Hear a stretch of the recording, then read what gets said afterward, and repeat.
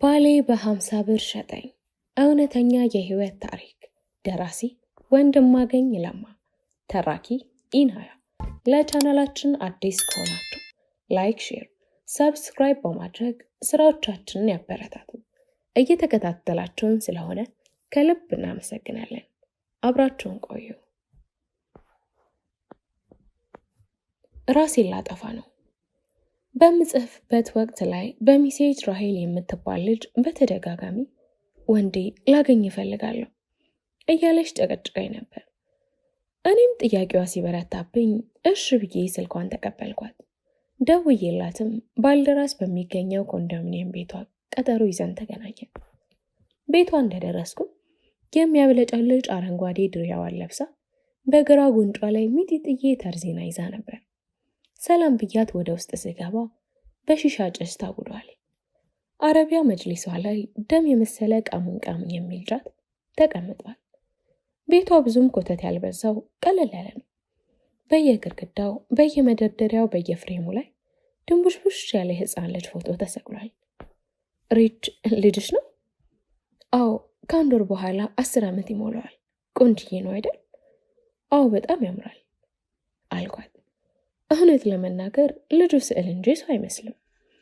ጫት እንድቅም ጋብዛኝ እንዳላሰኘኝ ነግረ እሷ እየቃመችና ሽሻዋን እያንደቀደቀች ወሬዋን ጀመረች። ቃላቶችን ግን እንደመጣልኝ ስለምጠቀም እንዳይደብር ችግር የለውም። በጣም የሚከብደኝን ስጽፈው ኤዲት አደርገዋለሁ። ግን ከምርት ጽፈዋለሁ በደንብ እንጂ። ታዲያ ለምን የምቀደሽ ይመስልሻል? ታዲያ ከምን ልጀምርልህ? አንቺን ከተመቸሽ።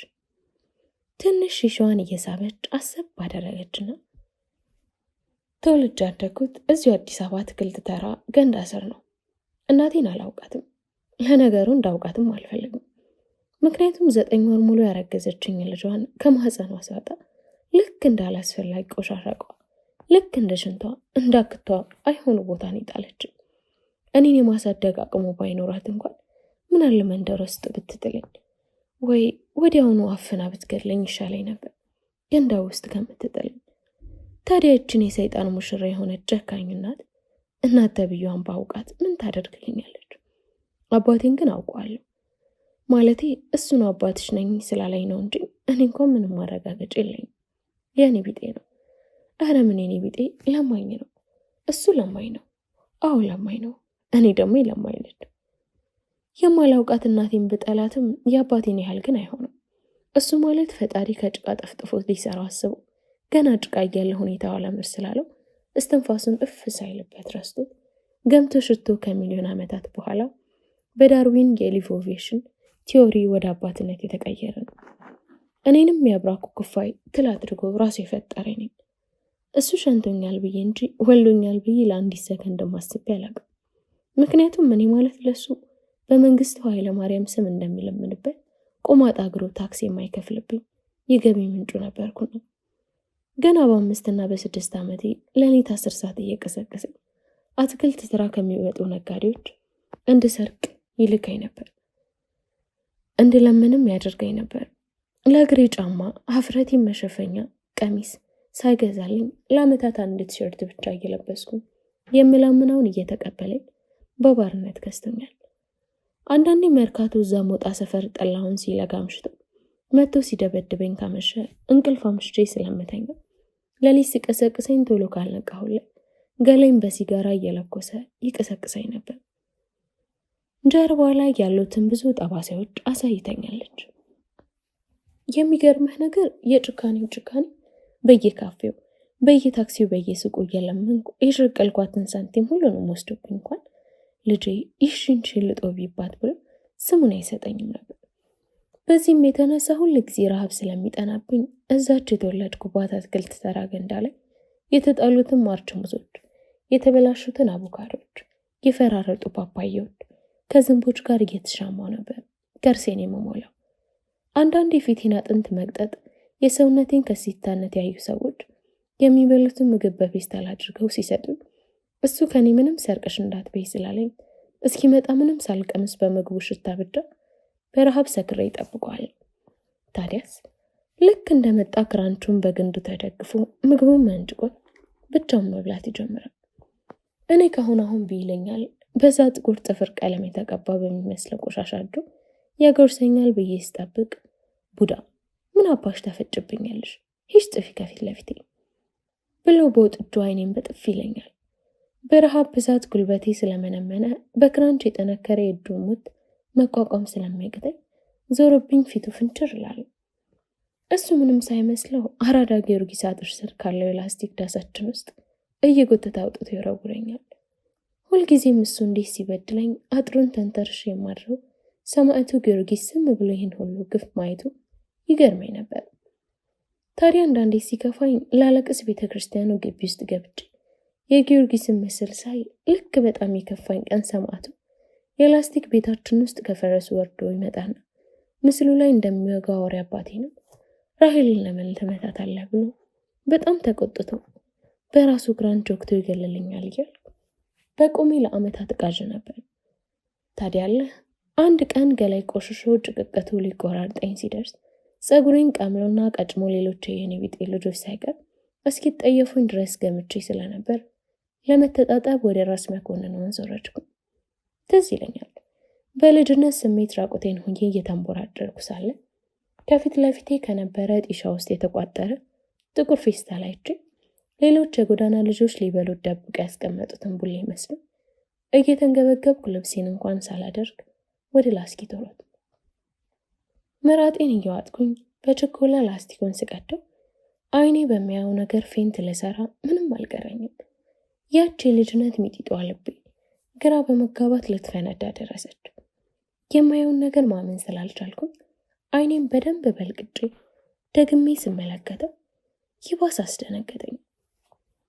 ፌስታል ውስጥ ወርቃማ ቀለም የተቀባ ትልቅ መስቀል ነው ያለው።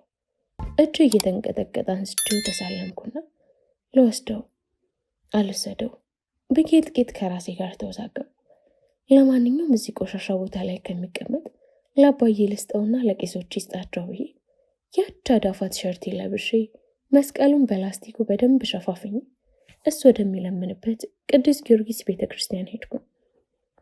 ቆማጣ እግሩን ክራንቹ ላይ ሰቅሎ ስለ መንግስቱ ኃይለማርያም ስለ ቆራጡ ጀግና እያለ ሞቅ ብሎት ሲለምን አገኘሁት። ይህ መንግስቱ ኃይለማርያም የተባለው ሰውዬ በሱ የተነሳ ጠለዋለሁ። እሱም እንደ አባቴ ብዙ ሰዎችን የሚያሰቃኝ ይመስለኛል። አባዬ ብዬ የያዝኩትን ልሰጠው ስል ከእጅ መንጭቆ ተቀበለኝ። ላስቲኩን ገልጦ ሲያየው ደነገጠ። የመስቀሉ ቢጫነት ፀሐይ ላይ ሲሆን በደንብ ሲያብለጨልጭ አየሁት። እሱ ፊት ላይ የደስታና የመደናገጥ ስሜት እየተሯሯጡ እየዘለሉ ይተራመሱበታል። ወዲያው እየተጣደፈ ግራና ቀኙን አይቶ መስቀሉም በብብቱ ውስጥ ሸጎ ወደ ቤተ ክርስቲያኑ ሊገባ ነው ብዬ ስጠብቀው በዶሮ ማነቂያ አድርጎ ወደ ሩቅ ቤቶች ወረደ። በቃ ብቻዬን በቆምኩበት ዝም ብሎኝ ትቶኝ ሄደ። እንደው ምን አለ ሚኒሊክ ፈረስ ሸንከል እያለ ሲሄድ ረግጦት አንድ እግሩን ባሳጣው። ከዛም በኋላ ለማኙ አባቴን የወሰደው የፒያሳ መንገድ መልሶ አላመጣው። የውሃ ሽታ ሆኖ ቀረ። ማታ ሲመሽ ብቻዬን እዛች ላስቲክ ዳስ ውስጥ ማደር በጣም ፈራው። ጨለማው ራሱ ወደ አውሬነት ተቀይሮ ቀረጣጥፎ የሚበላኝ መሰለኝ። መሽቶ ጨለማው እንዳያስፈራኝ ልክ እንደ ኢያሱ ፀሐይቷን ባቆምኩኝ ብዬ ተመኘው። ግን 10 ዓመት ያልሞላኝ ብቸኛ ሴት ልጅ እንዴት ነው የማልፈራው? ወደ ቤተ ክርስቲያና ውስጥ ገባሁ። ቤተ ክርስቲያና ውስጥ ጥቂት ሰዎች ተሰብስበው የዕለቱን የስብከት ወንጌል ትምህርት እየሰሙ ነው። ሰው የሌለበት አንድ ጥግ ላይ ሄጄ ለብቻዬ ቁጭ አልኩ። ሰባኪው ስለ እስራኤላዊቷ ራሄል ይሰብካል። ይህቺ አይሁዳዊት ሴት ታሪኳ ገና በጨቅላነት እድሜዋ መሰለኝ። እኔ እስከዛች ቀን ድረስ መጠሪያ ስም አልነበረኝ። ለምን እንደሆነ አላውቅም። ማንም ስም አላወጣልኝም ነበር።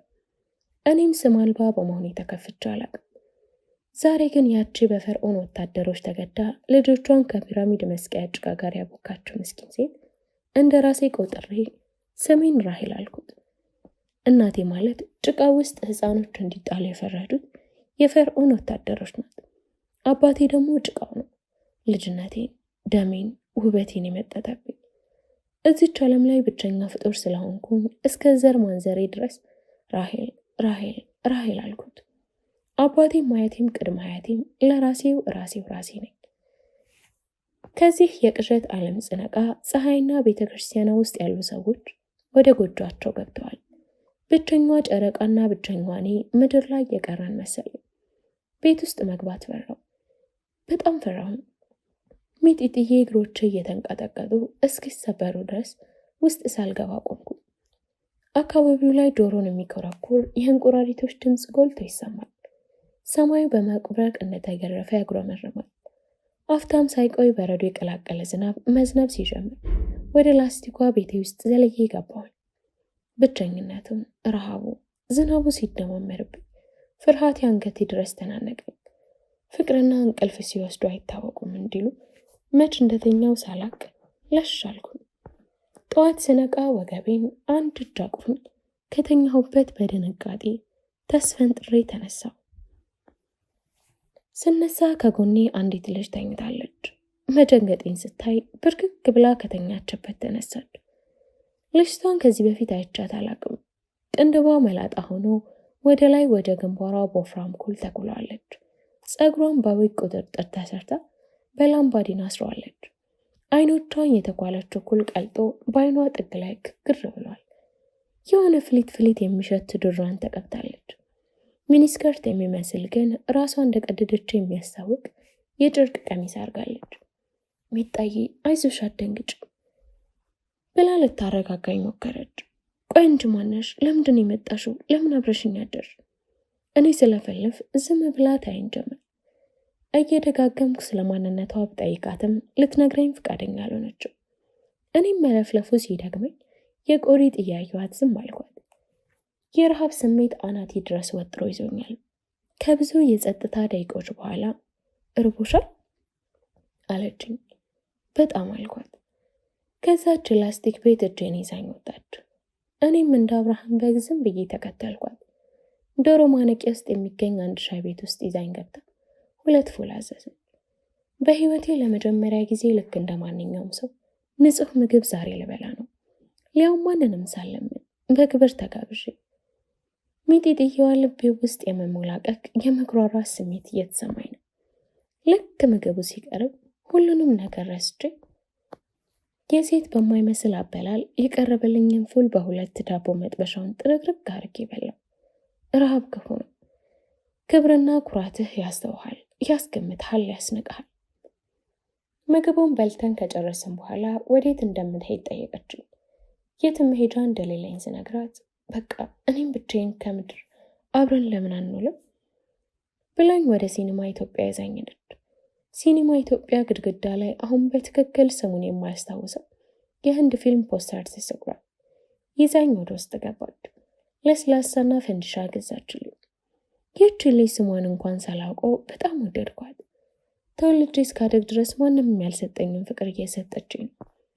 እሱን እየበላሁና እየጠጣሁ ትርጉሙን የማላውቀውን ዘፈን የሚበዛበት የህንድ ፊልም አየሁ። የመጀመሪያ ስለሆነ በጣም አስደነቀኝ። ይህ ሁሉ ቴክኖሎጂ ሲመጣ እኔት ሄጄ ነበር። ልክ ሀገሬ 3000 ዘመናት ሙሉ አንቀላፍታ ጣሊያን ዘመናዊ የጦር መስሪያ ይዛ ቀጥታ መታ ስትዋጋ የሀገሬ ህዝብ እኛ የት ሄደን ነው ሰው ወሮ በላ በሰማይ መብረር የጀመረው ብሎ እንደተደነቀ እኔም ተራ በሆነ የፊልም ቴክኖሎጂ በጣም ተደነቅኩ። ብዙ ጊዜ እኛ ሀበሾች በራሳችን ባለፈ የታሪክ ቅርፊታችን ውስጥ ተሸሽገን የቀንድ አውጣ ኑሮ ስለምንኖር ትናንት ያስገበርናቸው መነኛ ሀገሮች ሳይቀሩ በየቱ በኩል አልፈው እንዲሄዱ ሳናውቀው ብቻ ብንን ስንል አናታችን ላይ ቂብ ብለው እናገኛቸዋለን። በፊልሙ ማለቅ ተናደጄ ከአዳራሽ ወተን ጫት ገዛችና ወደ ላስቲክ ቤታችን እንሄዳለች። ምንም አያደርግሽም፣ ግድ የለሽም፣ ሞክሪው፣ ከመረረሽ ስኳር በዛ እንድረገሽ ትቃሚው ብላ ጎትጉታ ጫት አብሬያት እንድቅም አረገች። ጫቱ መጀመሪያ እየመረረኝ እየቆየ ሲሄድ ግን አይኖቼ እንደ ስጋ ቤት አምፖል በረጅሙ እያበራ አእምሮዬ በምኞት ፈረስ እየጋለብኝ ስለነበር ምሬቱ ብዙም አላስጨነቀኝም። ታዲያ ያለህ ወንዴ ሁለታችንም ተል ስንል የምርቃና ቀደዳ ተጀመረ። እኔ ታሪኬን የበላኋትን የሽናሃትን ሳትቀር ከሀስከፈ ዘረዘርኩላት። ብሶቴን ማርገፊያ ወደ ቢያ አርኳት።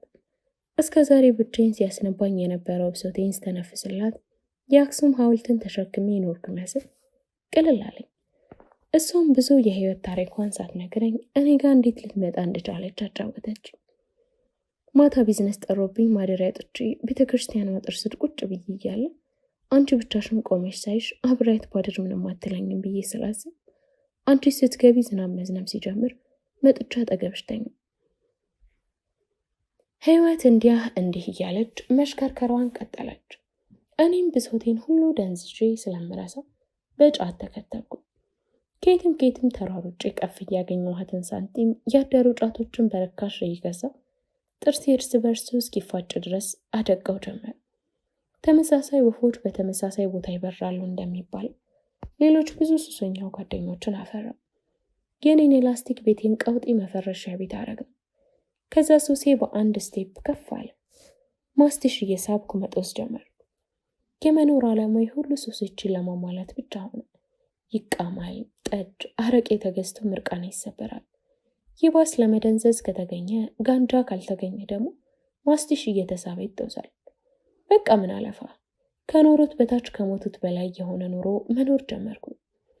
ሱሰኞች የሆነን ሁላችንም ዓለም አታስፈልጉንም ብላ ያገለለችው ብዙ መጽሐፍ የሚወጣው የህይወት ታሪክ ያለን ምስኪን ልጆች ነበር።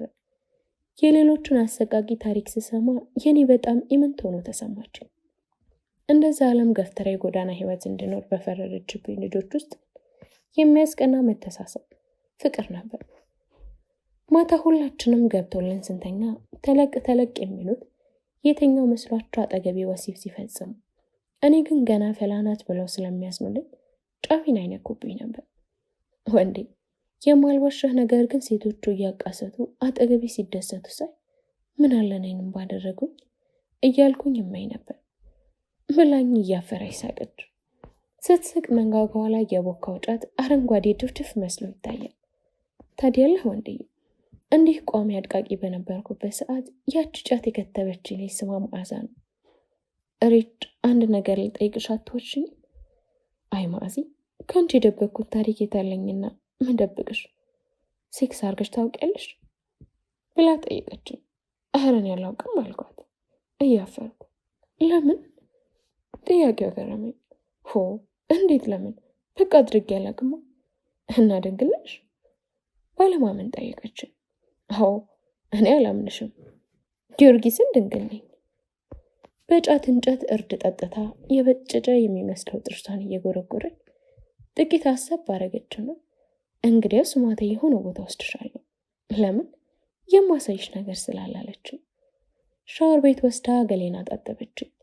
የእሷን አሮጌ ቀሚስ በምላጭ ቆርጣ አረገችልኝ። ነጠላ ጫማ ሰጠችኝ። ቦድ የሚመስል ልብስ አለበሰችኝ። ገና የወር አበባ እንኳን ሳላይ በጉንጅ የሚያክሉ ጡቶች አጥንታሙ ደረቴ ላይ ብቅ ባሉት እድሜ በዛ በ12 እና በ13 ዓመቴ አጭር ቀሚስ ማድረግ አሳፍሮ መንገድ ላይ ሲሄድ እንደለማኛው አባቴ ወልከፍ እያልኩ ነበር። ልክ ሲመሽ በፒያሳ ታክሲ ይዘን ወደ ቦሌ ሄድን። ከቦሌ ደግሞ በድጋሚ የቦሌ ሚካኤልን ታክሲ ያዘን። ከታክሲ ወርደን አሁን ኮንዶሚኒየም በተሰራበት ቦታ በጀርባው በኩል አንድ ቪላ ቤት ጋር ስንደርስ የግቢውን በር አንኳኳች። ዘበኛው በሩን ከፈትና ፈገግ ብሎ አስገባን። የቪላ ቤቱ ሳሎን ውስጥ ብዙ ወንድና ሴቶች አረቢያ መጅሊሱ ላይ ተሰይመው ይቅማሉ፣ ሽሻ ይነፋሉ። ማዕዚ ሁሉንም ሰላም ስትላቸው በአይኖቻቸው ግን አጭሯን ቀሚሴን እየገለቡት ነበር። ማዕዚ አንደኛ ፎቅ ላይ የሚገኝ አንድ ክፍል ውስጥ ይዛኝ ገባችና መጣሁ ላይ ወጣች።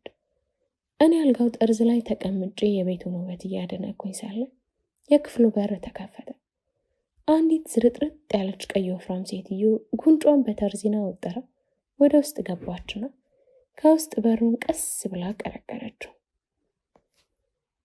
ፈገግ እያለች አጠገቤ መታ ተቀመጠች። ፈገግታዋ የፉገራ መሆኑ ያስታውቅባታል። ፊቷ ላይ ለይምሰል ያጠለቀችው የትህትና ማክስ እንጂ ተፈጥሯዊ ባህሪዋ እንዳልሆነ ለመገመት አይከብድም። ይህች ተረከዟና አንገቷ የማይለይ ድብልብል ሴትዮ በእርግጠኝነት ከጨዋነት ይልቅ ብልግናና ጭካኔን የሚያምርባት። እንዲህ ሰውነቷ የተዝረጠረጠው የብዙ ሰዎች እንባና ደም መጠጣቷ ይመስለኛል። የኔ ቆንጆ ስምሽ ማን ነው? ራሄል። ሪችዬ የኔ ቀዳዳ፣ ስራ ስላለብኝ ቶሎ አይችሽ እንደሄድ ልብስሽን ፈጠን አርገሽ አውልቂና ልሽ አለችኝ። ልመና በሚመስል ስሜት በተቀባ የቁጣ ትዕዛዝ ውስጥ ሆነ። ለምን አልኳት። ይህችን ሴትዮ አልፈራኋትም። እየፈራኋትም ግን ነው። እስካሁን ካሳለፍኩት የመከራ ህይወት አንጻር ሳያት ቅንጣት ታክልም አልፈራኋትም። ከአሁን በኋላ ምን ሊገጥመኝ እንደሚችል ስላላወቅኩኝ ግን በመጠኑም ቢሆን ሰውኛ ፍርሃት እየተሰማኝ ነው። ማዕዚ ለምን እንዳመጣችሽ አልነገረችም እንዴ? አዎ። ኦኬ ዶንት ወሪ፣ እኔ እንደናትሽ እኝ፣ ከፈለግሽ ማሚ እያልሽ ጥሪ። ኤኒዌይ አሁን ልብስሽን አውልቂና አለሽ። እምቢ ብላትም ምንም አላመጣምና እሺ ብዬ ልብሶቼን አውላለኩ። መለመላይን ከዛች አስተሳሰቧ ድሃ ከሆነችው እናቴ ማህፀን እንደወጣሁት ፊት ለፊቷ ቆምኩ። የሰውነቴ ቀጫጫነት ነው መሰለኝ ገላይን ስታይ ፊቷ ላይ ዝግነን የማለት ስሜት አንብቤያለሁ። እስቲ ዙሪ። ዞርኩላት። ጀርባሽ ላይ ያለው ምንድን ነው አለችኝ። ያሸንካላ አባቴ በሲጋራ እየለኮሰ እየጠበሰኝ እንባ እየተናነቀኝ ነገርኳት። ይህን ነግሬት እንኳን ፊቷ ላይ የሀዘን ስሜት አላየዋበትም። እኔ እስከዛሬ እስከማውቀው ድረስ ምድር ላይ ከተፈጠሩት ከነ ሂትለር ከነ ስታሊን የህዝቡን ደም ከነነፍሱ ከሚመጡት ከአፍሪካ መሪዎች በላይ ቁርጥ አንዱ አረመኔ ሰው ያ የሳጥናኤል አሽከር አባቴ ብቻ ነበር። ዛሬ ግን እጅ ኮተታም ዓለም ውስጥ እልፍ ጨካኞች መኖራቸውን ተረዳው። ከእንደዚች አይነቷ አስመሳይ ደግሞ ፊት ለፊቴ የሚያጠቃው አውሬው አባቴ ሳይሻለኝ አይቀርም። ምክንያቱም እንደዚች አሉሎ ራስ አይነቷ አስመሳይ ሰው ቆዳውን እንደ እባብ አልስልሶ ጎንበስ ብሎ ቀርቦ በመርዙ ሲናደፍ አያስታውቅበትምና ነው። እያንዳንዷን የሰውነት ክፍሌን ሙሉ የጤና ምርመራ ያደርጉኝ ይመስል አገላብጣ ከሄችን በኋላ ኦኬ አሁን ይህ ልብስሽ ይቃጠላል፣ አንቺ በደንብ ሻወር ውሰጂ፣ እኔ ቆንጆ ቆንጆ ልብሶች እልክልሻለሁ ብላኝ ከክፍል ልትወጣ ስትል ማዕዚ አትመጣም እንዴ ብዬ ጠየኳት። እታች ናት ትመጣለች፣ አንቺ ቶሎ ብለሽ ሻወር ውሰጂ ብላኝ ከክፍል ወጣች። ወደ መታጠቢያ ቤቱ ገብቼ የቆዳ ቀለም እስኪለቅ ድረስ ገላኝ ፈትኪ ታጠብ። ታጥቤ እንደጨረስኩም በፎጣ ተጠቅልዬ ከመታጠቢያ ቤቱ ስወጣ አልጋው ላይ የሚያማምሩ አሻንጉሊትና አበባ ያለባቸው ብዙ ልብሶች ተቀምጠዋል። የምግቡ ጠረጴዛ ላይ እነ ጁስ እነ ወተት የሀበሻና የፈረንጅ ምግብ በአይነቱ ተደርድረው የሞት ፍርድ እስክፈርድባቸው ድረስ በጉጉት እየጠበቁኝ ያገኘዋቸው። ይህ ያለሁበት ዓለም ወደ ማስቲሽ ጦዝ ዓለም በህልሜ እንዳይሆን ብዬ ፈራው። በህልሜ ከሆነ ጊዮርጊሴ ሆይ ቶሎ እንደታነቃኝ በዬ በልቤ ጸለይኩ። መቼስ ድሃ ቅድሚያ ለሆዶ አይደለም የሚያደር። እየሮጥኩኝ ሄጄ የምግብ ጠረጴዛው ላይ ተሰየምኩ። ፎጣው ከገላይ ላይ ተንሸራቶ ሲወድቅና እርቃኔን ስሆን እንኳን አላስጨነቀኝም። ብቻ ምን አለፋ ሙዙን ከቀይ ወጥ ጋር፣ ጁሱን ከቅልቅል ጋር፣ አቮካዶን ከቺፕስ ጋር ያንንም ይህንንም ድብልቅልቅ አድርጌ በላው። እምብርቴ በጥጋብ ተገለጠ። የድሃ አምቦ ውሃው ሳቁ ነው እንደሚባለው ሆዴ በቁንጣን ሲወጠር ሳቅሳቅ አለኝ። የሚያስቅ ነገር ባይኖርም ዝም ብዬ መሳቅ አሰኘኝ እና እኔ ያንተ ራሄል ማንን ልፈራ? አልጋው ላይ የተንደባለልኩ ልቤ ጦሽ እስኪል ድረስ ተንተከተኩ። በሱ ባቆም ጥሩ ነው። ምንም የሚያስቅ ነገር ሳይኖር ዝም ብዬ መሳቄን እያሰብኩ ድጋሚ ሳቅ። ቀላል ተደረልኩ መሰል። የቤተ መንግስቱ ሰዎችም እንደሷ ሲጠግብ ይሆን እንዴ መጃጃልን የመረጡት? አልጋው ላይ ዘለሉ፣ ተንፈራገጡ፣ ተንደባለልኩ። ልብሶቼን ሁሉንም በየተራ ሞከርኳቸው። ራሴን በመስታወት እያየው ስሽከረከሯል። ጥቂት ቆይታ አስተናጋጇ ናት መሰለኝ ወደ ክፍል ገባችና የኔም ቤት ምግቡን ከጨረስ ጋርቤስ ውስጥ ድፊው አለች። ምኑን? ፈውሱን ነው የምደፋው? ልክ አረብ ሀገር ያሉ ሰዎች ሲያዩ እንደሚደነግጡት እኔም ከዋልኩ። እሷ ዝም አለች። የኔም ቤት ሌላ የሚያስፈልግሽ ነገር ይኖራል? ስንት ዓመት ሙሉ ማንም እንደ ጥፍሮ ቆሻሻ እንኳን ያላከበረኝን የለማይ ልጅ ይቺ አስተናደድ በምን ሂሳብ ብታይ ነው በአንድ የመቤቷ ያደረገችኝ? በጣም ስታከባብረኝ የሌለ ሸመመኝ። ፋራ ይታባያልኩኝ። አሪፍ በልጅ ካለ ካላስቸግርኩሽ አምጪልኝ። ይቅርታኝ የመቤት፣ እርሶ ማንኛውን ሱስ እንዳይጠቀሙ የሚል ትዕዛዝ ተሰጥቶኛል። ይህን ትዕዛዙን ልፈጽም ባለመቻል ያዝናሉ። ሌላ የሚያስፈልጉት ነገር ካለ ግን በፈለጉት ሰዓት ሊያዙኝ ይችላሉ አለች። ምንም እንደማያስፈልገኝ ነግሬያት ሄደች። ያለሁበት ሁኔታ የእውነት እየኖርኩት ስላልመሰለኝ በርጫ አለማድነቄ ብዙም አልጨነቀኝ። ውስጥ የደስታ ስሜቶች እየተወራወጡብኝ ነው፣ እያቅበጠበጠኝ ነው። እየቆየ ሲሄድ ግን በማስቲሽና በአረቄ መደንዘዝ የለመደው አእምሮኝ ድብር እያለ መጣ። የዕለት ግብርሽን አድርሺ፣ ቶሎ ቤት ሳልፈነዳብሽ አደንሽኝ እያለ የነዘነዘኝ ጀመር። እያዛገኝ ሲጨቀጭቀኝ የተረፈኝም ምግብ ለከፍ አድርጌ ዞር ስል ከለቀቀኝ ብዬ ከክፍሉ ወጣሁኝ። ኮሊደሩ ላይ ማንም የለም። መደዳውን ያሉ የመኝታ ክፍሎች በራቸው ገርበብ ብለው የህፃናት ልብሶችና መጫወቾች በየአልጋዎቹ ተቀምጠውበታል። ኮሊደሩ መጨረሻ ጋር ያለው ክፍል ውስጥ የሰዎች ድምፅ የሰማሁ መስል ወደ ክፍሉ ጠጋ ብዬ ሳዳምጥ ድምፁ ጥርት ብሎ እየተሰማኝ መጣ። ገርበብ ባለው በር አጮልቄ እኔን የሚያካክሉ ሴት ህፃናት ሲጫወቱ አየሁ። በሩን ገፋ አረኩት። ክፍሏ ውስጥ ከሆነ ጊዜያት በፊት እንደኔ አመዳምና ቀጫጫ የነበሩ የሚመስሉ አሁን ግን ወዛቸው መለስ ብሎላቸው እንደ ቅንጥሽ ለመመጠስ የደረሱ 5 እኩዮች ሲያዩም ከልባቸው በሆነ ደስታ እየተሯሯጡ ተቀበሉ። በሩን ዘግተው ልክ ሰው ተርበው እንደከረሙ ሁሉ ካፌ ቃላት እስኪወጣ ድረስ ቁልጭ እያለ ይመለከተኛል። ሁሉም ስማቸውን አስተዋወቁ። በአሁን ሰዓት 3 ሴቶች ስም ያላቸው ዝነኞች ስለሆኑ ስማቸውን አልነግርም። ችግር የለም ሪችዬ፣ አንቺ መናገር የምትፈልጊያቸው ታሪክሽን ብቻ ውጫዎች አልኳት። አሁን ጫቷን ጨርሳ ቡቡዤሏን ወይም ሼሏን እየነፋች ነው። እሺ ወንዴ፣ ምን ላይ ነበርኩኝ አለችኝ። ምርቅን ስላለች አሁን ያወራቸውን ስለረሳቸው ምንም አልገረመኝም። ህፃናቶቹ፣ አዎ እዛ ክፍል ውስጥ ያገኘኋቸው ህፃናት እኔም በማየታቸው ደስ የተሰኙ ይመስላሉ። ስሜን ከየት እንደመጣው ጠየቁ። እውነቱን ነገርኳቸው። እነርሱም ስማቸውና የህይወት ታሪካቸውን አንድ በአንድ ነገርኩ። ሁሉንም እንደኔ ኑሮ ቦክስ ደቁሷቸዋል። ታሪካቸውን ከነገሩ ልጆች ግን እስከ ዛሬ ድረስ የማረሰው ያም እያልን የምንጠራት ልጅ የነገረችኝን ነው። አሁን በህይወት የለችም። ነፍሷን ይማረውና ምን እንዳለችኝ ታውቃለህ? ለ2 ዓመታት ሙሉ አባታና ታላቅ ወንድሟ በጋራ ሆነው ሲደፍሯት ኖረዋል። በዚህ የተነሳ ያሚ ጭንቀታምና ፈሪ ነበረች። ያን ጊዜ የሴክስ ጣዕም ባይገባኝም የመደፈርን ስቃይ ግን ያን ያህል ጠልቄ ባላውቀው ታሪኳ ግን ልቤን ነክቶኝ ነበር። ከዛ ያው ብሶታችንን ረስተን መጫወት፣ መንጫጫት፣ መንዘለል ጀመርን። ታዲያለ በዛን ወቅት ሁላችንም ለምን እዚህ ቤት ውስጥ እንደመጣን የምናውቀው ነገር አልነበረም። ብቻ ባሻን ሰዓት የፈለግነውን እንበላለን፣ እንለብሳለን። በሳምንት አንዴ ከሞግዚታችን ጋር ሆነን ከግቢ እየወጣን እንዝናናለን። ነገር ግን ያለንበት ግቢ ውስጥ እስካለን ድረስ ከአንደኛ ፎቅ ውጭ ወደ ላይም ወደ ታችም መውረድ አይፈቀድልን። እኔ ደግሞ እድሜ ልኬን በነፃነት ጎዳና ላይ ያደግኩ ልጅ በመሆኔ ነፃነቴን መነፈጌ ሸክኮኛል። አንድ ቀን ይህን የቤቱን ሕግ እንደምጥሰው እርግጠኛ ነኝ ያልኩ ለሳምንታት አሰላስል ነበር። ነገር ግን የሚገጥመኝን ቅጣት ስላላወቅኩ ድፍረቱን አጣሁት። ከዕለት ወደ ዕለት የኔንም የህፃናቶቹንም ሰውነት እየፋፋ መጣ። የእያንዳንዳችን ውበት ቁልጭ ብሎ መታየት ጀመረ።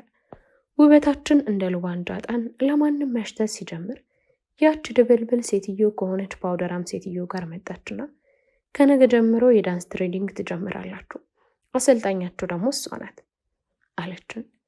እንደ ተባልነውም ስትሪፕ ቤቶች ውስጥ የሚደንሱ ዳንሶችን የብረት ዘንግ ላይ እየተንጠላጠልና እየተፋተግን መሰልጠን ጀመርን። ሁላችንም እንደ ጨዋታ ስለምንቆጥረው የዳንስ ስልጠናውን በጣም እንወደው ነበር። ቅድም እንዳልኩህ በሳምንት አንድ ቀን ሽርሽር ነው አይደለም? አዎ።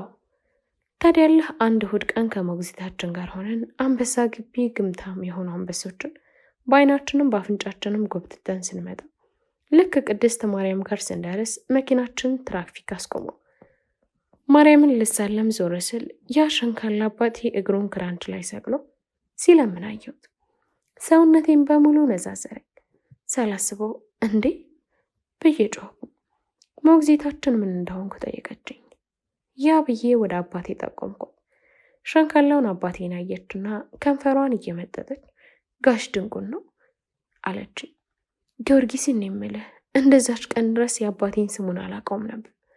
ምክንያቱም አንደኛ ፍላጎቱ አልነበረኝም፣ ሁለተኛ ሌሎች የኔ ቢጦች የሚጠሩት በስሙ በሚለምንበት መንግስቱ ኃይለ ማርያም እያሉ ነበር። ሞግዚቷ ግን አባቴን የት እንደምታውቀው ግራ ገባኝ። የት ነው የምታውቂው አልኳት። ምስኪን የእኛ ቤት ደንበኛ ነበር አለችኝ። ይህ ቃል ከአፏ ስታስበው እንደወጣ ሁሉ ከነገረችኝ በኋላ ስትደነግጥ አስተዋልኩ። የእኛ ቤት ደንበኛ ነበር ነው ያልሽው? እንዴት? አልገባኝም። የጥያቄ መዓት አሽጎደጎድኩባት። እርሷ ግን ወስፌ ገለመሌ ቅቤ አይሰፋም እንዲሉ አንዲት ቃል እንኳን አልተነፍስ አለችኝ። እኔ ግን የአባቴ ነገር ለቀናት ራስ ምታት ሆነብኝ። እርግጠኛ ነኝ እኔ ራስ መኮንን ወንዝ ስራ አግኝቼ የሰጠሁት መስቀል የወርቅ ይመስለኛል። ስለሆነም ነው ገንዘብ ሲያገኝ ትቶኝ የጠፋው። ታዲያ ብሩን የጣጥ ፍቶት ነው ባረቄና በጥድ ብቻ በዚህ ጥቂት ወራት ውስጥ እርግጠኛ ነኝ አይጨርሰውም። ታዲያ እንዴት አለቀለት ነው? ወይስ እሱም እንደ አንዳንድ የኔ ቢጦች ብሩን ቀቅሮ ልመና ሱስ ሆኖበት እየለመነ ነው? ብዙ የኔ ቢጦች በሕክምና በረሃብ ተሰቃይተው ሲሞቱ ትራሳቸው ስር 40 እና 50 ሺህ ብሮች ሲገኝባቸው አይቻሉ። እንደውም አንድ ጊዮርጊስ ጋር ይለምን የነበረ ሽማግሌ ሰውዬ ሲሞት የላስቲክ ዳስ ውስጥ በደርግ ዘመን የነበረ ብር ብቻ ወደ 20 ሺህ ብር ተገኝቶበት የአንድ ሰሞን የመጽሔትና የጋዜጣ ዜና ሆኖ ነበር። ሞግዚታችንስ የእኛ ቤት ደንበኛ ነበር ስትል ምን ማለቷ ነው? እዚህ ያለሁበት ቤት ውስጥ ምን የሚሸጥ ነገር ኖሮ ነው እሱ ደንበኛ የነበረው? ሁሉ ነገር ጨቅላው አእምሮዬ ከሚያስበው በላይ ሆነብኝ።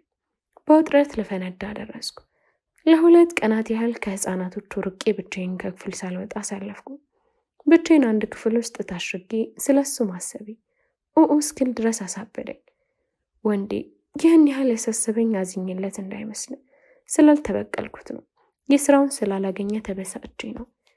ያን ያቅሙ ቢኖረኝ ኖሮ እያንዳንዱ የሰውነቱን ሲል በሲጋራ እየለኮስኩ አሰቃየው ነበር። አንድ ክፍል ውስጥ ለቀናት አስሬው በረሃብ አለንጋ ገርፈው ነበር አለችኝ። ፊቷ ላይ ጥልቅ የበቀል ስሜት ይነበባል። ሪችዬ የበደሉሽን ሰዎችማ ይቅር ማለት አለብሽ። ኪኪ እንደዚህ አይነት የምኞት ፍልስፍና አይገባኝም። እኔ ቀኝህን ሲመታህ ግራህን ስጥ የሚለው በኢየሱስ አስተምህሮት አልሰማም። የልቤን የሚያደርስልኝን የሙሌ ሕግ ብቻ ነው። ግራህን ለመታህ ግራውን ብለው፣ ዓይንህን ላጠፋህ ዓይኑን አጥፋው። የሰው ልጅ በጎም ሰራ ክፉም ሰራ በዚህ ዓለም ላይ ሲኖር የዘራውን ማጨድ አለበት። ሁሉንም እንደሚገባው ልክ የስራውን ልንሰጠው ይገባል። እኔ በዚህ አምናለሁ። አንተ ደግሞ አለማመን መብትህ ነው። ኤኒዌይ ወደ ውስጥ እንግባ። እናም ወደ ታሪኬ ስመለስ ቀናትን ተክተው ለ3 ወራት ያህል እንደ ሰንጋ ከብት እየተቀለብኩኝ በዛ የገነት ምሳሌ በሆነ ገነት ውስጥ ተስማምተው ይኖርኩኝ። ታዲያ አንድ ቀን ያቺ ሰው አለሎ የሆነች ድብልብል ሴትዮ አመሻሽ ላይ መጣችና ልጆች ዛሬ ወደ ስራ መሄድ አለብን ብላ ለእያንዳንዳችን ፒኪኒ ፓንትና ጡት ማስያዣ ሰጠች። እኔም ቀልቀል ብዬ ወዴት ነው የሚሄደው ብዬ ጠየኳት። ሬችዬ የዚህ ቤት ወርቃማ ሕግ ጥያቄ መጠየቅ አይቻልም የሚለው ነው እሺ አለችኝ። ስም አልኳት።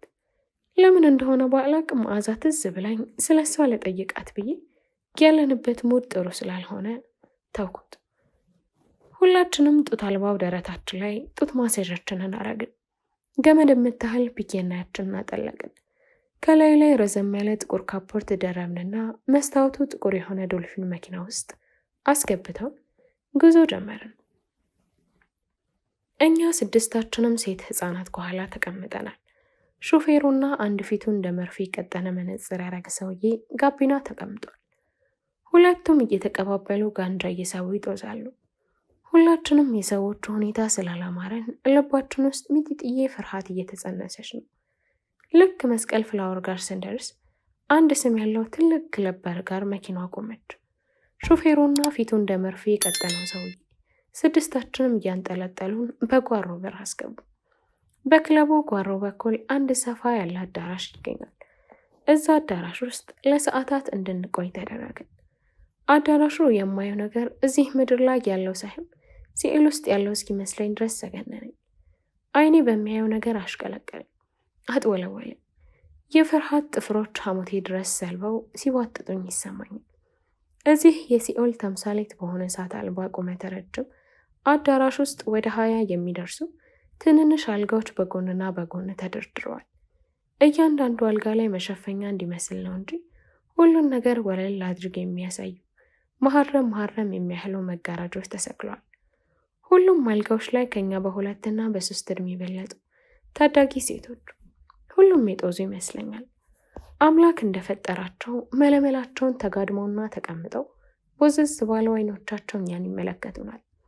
እያንዳንዷ ታዳጊ ሴት ስር ደግሞ በገንዘብ እንዲሰክሩ የሚያስታውቁ ወዛም ሽማግሌዎችና ቁና እየተነፈሱ የሴቶችን ገላ እንደ ታቦት ይሰዱታል፣ ይሰለሙታል። እዛው ፊት ለፊታችን ብዙዎቹ ሲዋሰቡ አየን። ያሚ ወደ ራሷን ሳተች። ያ መርፌ ፊት ሰውዬ አንጠልጥሏት ይዟት ወጣ።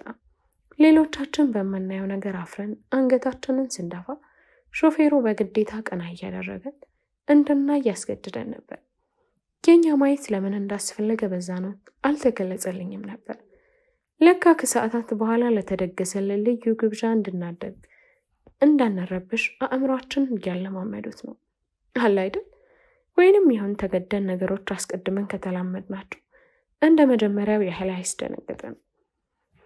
ከጥቂት ቆይታ በኋላ ሁላችንም ቀይ መብራት ወደምትበራበት አንድ ጠባብ ክፍል ተወሰድን። ልብሶቻችሁን አውልቁ አለን። ያ መርፌ መሰለ ሰውዬ በፍርሃት ውስጥ እየተደናበረን አወለቀ። ከዛ ልክ ልትወልድ እንደደረሰች ሴት ተኝተን ማህፀናችንን ከፍተን እንድናሳየው ትዕዛዝ ሰጠን። ሁላችንም እምቢ ስንለው ፊታችን እንዳይጎዳ እንደተጠነቀቀ ጸጉራችን እየተጨመደደ ይጠፈጥፈን ጀመር። ሳንወድ ዱላው ሲበዛብን ሀፍረታችንን ከፈትንለት። ያ መርፌ ሰውዬ በእጁ ትንሽዬ ባትሪ ይዞ ጓንት አጠለቀና እየጠፋበት ዕቃ ያለ ይመስል እጁን ከቶ ይፈትሽ ጀመር። እኔ ማህፀኔ ውስጥ ገብቶ ምንም ነገር ገብቶ ስለማያውቅ እጁን ሲከተው ጮክ። ቀና ብሎ አይቶኝ በወልጋዳ ጥርሶቹ ሊስቅ ሞከረ። ሰው ሲቆጣ እንዲህ ሲስቅ አስፈርቶኝ አያውቅም። ይህ ሹል ራስ ግን ከቁጣ ይልቅ ሳቁ ያስፈራል። ያሚን እጅን ከቶ በተደጋጋሚ ፈተሻትና እሷ ማህፀን ውስጥ ውድ ንብረት አስቀምጠው እንደጠፋበት ሁሉ ብስጭጭት እያለ አንቺ ማትረቢ ውሻ በዚህ እድሜሽ ለማን ሰተሽ ነው? የሆነ ሸካራ ሳቅሳቅ። መቼስ ትራፊ ከሆንሽ አይቀር እኔም የድርሻዬን አንድ ጉርሻ ልቅመስሽ። አሁንም ብላክቦርድ በወረቀት ሲጠርግ የሚያሰማ አይነት ዝግንን የሚል አይነት ሳቅሳቀ። እዛው እፊታችን አይናችን እያየ ማሚን እየጠፈጠፈ ከሾፌሩ ጋር ሆኖ አስገድዶ ደፈሯል። አንዳንዴ ግን ወንዴ ተዳፈርሻት በለኝን። ይህ ፈጣሪ የሚሉት ግን ይገርመኛል። ልጆቹ እንዲህ በስቃይ ስንዳክር ምን አይነት ጨካኝ አንጀት ቢኖረው ነው ዝም ብሎ የሚያየው እላለሁ። አይ እሱ አይሳሳት፣ ነገር ሁሉ ለበጎ ነው ብዬ እንዳላስብ እኔን ጨምሮ የማውቃቸው ሴቶች በሙሉ አንድ ቀንም መፎይ ብለን አናውቅም። ሁሌም በስቃይ ማዕበል ውስጥ እንደዳከርን ነው። ሰነፍ በልቡ ፈጣሪ የለም ይላል አይደል መዝሙረኛው ዳዊት። እኔ ግን ይህን ሁሉ በደላችንን እያየ ዝም የሚል አምላክ አለ ብዬ ከማመን የለም ብዬ ሰነፍ ብባል ይሻለኛል። አይኔ እያየ የኔን ጨምሮ የሌሎች ብዙ ህፃናት ህይወት በሱ ጸጥ ማለት የተነሳ ያለ ጥፋታቸው ሲበላሽና ሲቀጫ አይቻልም። ስለዚህ ለእኔ አምላክ ያሚ ራሷን ሰጥታ ሳይቀር እነዚህ ርህራሄ ያልፈጠረባቸው እርኩሶች ሲደፍሯት ስናይ አምስታችንም ሰቀጥጠን። እኔ ውስጥ ግን ቅድም የነበረው ፍርሃት ድራሽ አባቱ ጠፍቷል። ምክንያቱም ቢያንስ ልትፈራ የምትችለው ላመልጥ ትችላለሁ ብለህ ስታስብ ወይም ደግሞ የውሃ ጠብታ የምታህል ተስፋ እስካለ ድረስ ብቻ ነው። ነገር ግን ምንም አይነት ማምለጫ እንደሌለ ስታውቅ ጭልምልም ሲልብህ ተስፋ ስቆርጥ መፍራትን ታቆማል። እኔም ለዛ ይመስለኛል ምንም አይነት ስሜት እየተሰማኝ አይደለም። ጥቂት ቆይታ ያሚ በድጋሚ ራሷን ሳተች። በዛሽ ቅጽበት ግን አንድ ነገር ገባኝ። ያቺ ከውተታም ዓለም የወንዶች መፈጫ እንደሆነች ገባኝ። ምድር ላይ ያለን የሆነች በሙሉ በስሜታቸው ለሚነዱት ጥናችን ስር ባለ ሸጠጥ ለሚያስቡ ለአመዳሞች መደሰቻ ብቻ እንደተፈጠረን ገባኝ። የሴቶች እኩልነት እያሉ እስከ ምጽአት ቀን ድረስ ይደልሉናል እንጂ ከጉልበታቸው በላይ እንኳን ከፍ እንደማያደርጉን ከዚህ በትንሿ የህይወት ልምዴ ተረድቻለሁ። ዛሬም ቢሆን ከኛ እኩል ሆኑ እያላችሁ ሴትነታችን እያጠፋችሁብን ወንድ እያረጋችሁ ነው። ይቺ ይቅርታ አቋረጥኩሽ። ይህ የምታዩኝ ነገር እኮ ትልቅ ፍልስፍና ነው። ወሬን ሳልጨርስ ዳርዳርታይን ገብቷታል መሰለኝ። አይ ወንዴ ለካ አንተም እንደሌሎቹ ሸሌልት ስትባል ምንም የምታውቅ ይመስልም አይደል? አንድ ያልነገርኩን ነገር ልንገርህ። ማንበብና መጻፍ የቻልኩት እንዳንተ ትምህርት ቤት ሄጄ ሳይሆን እዚሁ ሸሌሎች እንደ ህፃን ፊደል እያስቆጠሩ ነው የተማርኩት። ከዛ በኋላ ማንበብ ስለቻልኩኝ ብርቅ ሆኖብኝ ቀን ፍሬሽ ስለሆንኩኝ ብዙ መጽሐፍትን አነብ ነበር። ከዛ ሳላስቡ ማንበብ ሱስ ሆነብኝ። ያገኘሁትን መጽሐፍ ሁሉ መብላት ጀመርኩ። ስለዚህ ከኔ የማትጠብቀው ነገር ስትሰማ እየዘባረኩ እንዳይመስል እያፈርኩኝ ይሻልኳት እና ምን ላይ ነበርኩ? አዎ ያ መርፌ ሽንት ተደሸተተው በግ እየገለፈጠ ደፍሮ አጨረሰና ይዛት ወጥቶ ብቻዋን ተመልሶ ወጣ። የታርጓት አምስታችንም በቅድሚያ አልኮል በግዴታ ጠጣና ጃንኪና ወይም የመርፌ ሀሾቃል ጥቂት እየቆለ ሁሉም ነገር ብዥ እያለብኝ መጣ። ጭንቅላቴ ቀለለኝ። አየር ላይ እየተሳፈፍኩ ያለው መሰለኝ። ልክ እንደ መላእክት ክንፍ አውጥቼ ሰባተኛው ሰማይ ድረስ እየበረርኩ ያለው መሰለኝ። ሚጢጢዋ ልቤ ስርድ የደስታ ምንጮች ሲፍለቀለቁ ይሰማኛል። ሙሉ ሰውነት የዛለ ቢሆንም መፈንደቅ መዝለል ያሰኘኝ መሰለኝ። ያ መርፌ ሰውዬ እኔም በመናወዝ ዓለም ውስጥ እንዳለው ብይና ጡቴ ማዘዣን አርጎልኝ ካለሁበት ክፍል ይዞኝ ወጣ። ክለብ ውስጥ ወዳለው ሁለተኛ ክፍል ይዞኝ ገባ። በብዥታ ውስጥ በሆንም ጥቂት የናጠጡ ሀብታሞች 2 እና 3 ታዳጊ ህፃናት እንዳሰኛቸው እያደረጉ ተቀምጠዋል። ከተቀመጡት ሰዎች መካከል 2 ሰዎች ህፃናትን ከወሲብ ጥቃት እንከላከል እያሉ በቲቪ ሲቀርቡ ከዛን ቀን በኋላ በተደጋጋሚ አይቻቸዋለሁ። አንደኛው ታዋቂው የማስታወቂያ ባለሙያ ነበር። ወይም የማስታወቂያ ባለሙያን ስትነግረኝ መስቀል ፍራውና ኦሎምፒያ አካባቢ ነበሩ ብዙዎቹ። አሁን ተዘግቷል። ድብቅ ራቁት ጭፈራ ቤት ውስጥ ያዘወትር እንደነበር እኔም መናፈሻ የተባለ መጽሔት ላይ ስሰራ ነበር። ስለ ራቁት ጭፈራ ቤቶች አርቲክል ስጽፍ ጽናት ሳጠና በተደጋጋሚ ይቻሉ። የመደነሻው መድረክ ላይ ገንዘብ እንደ ሐምሌ ዶፍ እየዘነበላቸው 2 ታዳጊዎች እርቃናቸውን ሆኖ በረት ላይ እየተሽከረከሩና እየተፋተጉ ይደንሳሉ። ልክ እነሱን ሳይ ማንም ሳያስገድደኝ ተንደርድሬ ሄጄ መድረኩ ላይ ወጥቼ መደነስ ጀመርኩ። ሀሹ በደንብ ስራውን መስራት ጀመረ ማለት ነው። ቢጊኒ ላይና ጡማዘዴ ላይ ውስጥ አረንጓዴ ቦሎቼ ተሰገሰጉልኝ። ጥቂት ከደነስኩ በኋላ ያቺ ድብልብል ሴትዮ መድረክ ላይ ወጣችና እኔን ይዛኝ ቢጊኒን አውልቅ ለታዳሚዎቹ ሀብረቴን አሳየች። ይህች የምትመለከቷት እሸት ማንም ቀጥፎ ፍሬዋን አልቀመሰውም። ከእናንተ ውጭ እርጅናውን ማደስ የሚፈልግ ካለ መጫረት ይችላል እያለች ታጫርታለች። ቤት ውስጥ ያለው የናጠጡ ሀብታሞች ታሪካዊ ዕቃ እንደሚሸምቱ ሁሉ ሰቅጣጭ ብሮጩን እየጠሩ ጭኔ ውስጥ ላለው ስጋ ብለው ድብድብ ቀረሽ ፉክክር እያረጉ ነው። በስተመጨረሻ ያ ህፃናት መድፈር የለባቸውም እያለ በየሚዲያው ስኩስሮ ሰውዬ በ25,000 ብር ጨረታውን አሸንፎ የግል ንብረቱ አረገ። ያቺ ደዘደዝ ብሯን ተቀበለች። ይህ በሴት ህፃናት ስም የሚነገድ የኤንጂኦ ባለቤት መድረክ ላይ ወጥቶ አንጠለጠለ። እኔ በሐሽሾ በመደንዘዝ የተነሳ ማፈሪን ትቼ እንደሚመቸው አድርጌ ሰውነቴን አፍታታውለት። እዛው መድረኩ ላይ አይሆኑ ቦታ ይስመኝ ጀመረ። የቤቱ ታዳሚዎች በምንሰራው የፖርኖግራፊ ቲያትር ያፏጫሉ፣ ያጨበጭባሉ። ሰውየው ገላይን በነካካኝ ቁጥር የደም ስርዓቴ ፍጥረቱ ይጨምራል። የትንፋሼ ግለት ከአፌ ሲወጣ ምላሴን ሳይቀይ እየለበለበኝ ነው። እያንዳንዷ የገላይ ሴል እርካቷን ተጠምታ በስሜት ተወጥራ ልትፈነዳ ደርሳለች። ይህ የሐሽሹ ተጽዕኖ እንጂ የእኔ ትክክለኛው ስሜቴ እንዳልሆነ ይገባኛል። ነገር ግን ስሜቴን መቆጣጠር ከምችለው በላይ ገዝፎብኝ እኔን እየተቆጣጠረኝ ነው። የኤንጂኦ ሰውዬ ጥቂት ቆይቶ በትከሻው ተሸክሞኝ ከሚስጥራዊ ክለቡ ይዞኝ መጣና መኪና ውስጥ ከቶኝ ወደ ቤቱ ይዞኝ ከነፈ። ሁለታችንም እየተጣደፍን ከመኪናው ወርደን ወደ ቤት ውስጥ ገባን። በ3 እርምጃ የምንደርስበት መኝታ ቤቱ ርቆ የሳሎኑ ወለል ላይ ተዘረረ። እሱ ያደረገውን ልብስ ወዴት ወርውሮታለሁ። ያደረኩትን ቢኪኒ እላይ ላይ ቀደደው። የሱ እንዲህ ለኔ ገላ መንሰፍሰፍ ሳይ ሴት ነኝና ልቤ ውስጥ ሐሴት ተሰማኝ። እዚህ በቃው ድረስ ከተረከዜ እስከ ማጅራቴ ድረስ ሳም። እኔ ለመጀመሪያ ጊዜ በወንድ ልጅ እየተነካው ስለሆነ ነው መሰለኝ በስሜና ላይ ዞረብኝ። ጥቂት ከተፋተገን እኔም ከቁጥጥር ውጭን ካረግን በኋላ ወደ ውስጥ ገባ። አቤት ያኔ ጮህኩት። ሙሉ አዲስ አበባ ላይ ሳይሰማው የሚቀር አይመስለኝም። ነፍስና ስጋ የተላቀቀ ያህል ነበር የተሰማኝ። ብዙም ሳልቆይ ሙሉ ለሙሉ ራሴን ሳትኩኝ። ጠዋት ላይ እንደ ደመና ምቾት በሚሰጥ ፍራሽ በተኛሁበት ማታ ይዞኝ የመጣው ሰውዬ እያቻኮለ ቀሰቀሰ። ፊቱ ላይ ለእኔ ያለው ንቀት በጉልህ የስሜት ፊደላት ተጽፈው አንብቤያለሁ። ከእንቅልፌ ስባንን ጭኖች መሃል ለዘመናት ሲሳሳለት የነበረው ቁስሌ ላይ ሚጥሚጣ የተነሰነሰብኝ ይመስል አመመኝ። አንቺ ባለጌ፣ ተነሽ ሰው እንዳለኝ በጠዋቱ ላድርስሽ አለኝ። አመነጫጭቅ። ማታ አምላኬ፣ አንቺ ነሽ በጭኖችሽ ግለት እስትንፋስ የዘራሽብኝ። የውበት ማደሪያ ታቦቴ ነሽና እሰግድልሻለሁ። ለነፍሴም ለስጋዬም ፈውስን የምትሰጪኝ ጸበሌ ነሽና በላቦችሽ ጥመቂኝ እያለ እንዳልሰገደልኝ ለሴትነት ክብር ማህሌትና ሰዓታት እንዳልቆመልኝ በጠራራ ሌሊት ካህኑም ዲያቆኑም እርሱ ሆኖን የተሰጡኝ እየተመለስኩለት እንዳልቀደሰልኝ ኃጢአቱን ውስጤ ከተፋብኝ በኋላ ንቆኝ ያመነቃጭቀኝ ጀመር። ወንዶች ስትባሉ አስተሳሰባቸው ሁሉ አንድ አይነት ነው። የፈለጋችሁትን እስክታገኙ ድረስ ምላሳችሁን እንደ እንዝርት ታሾራላችሁ። ክብርና ጉራችሁ እንደ አውራ ዶሮ ክንፍ ጣል አድርጋችሁ በዙሪያችን ታንጃብባላችሁ።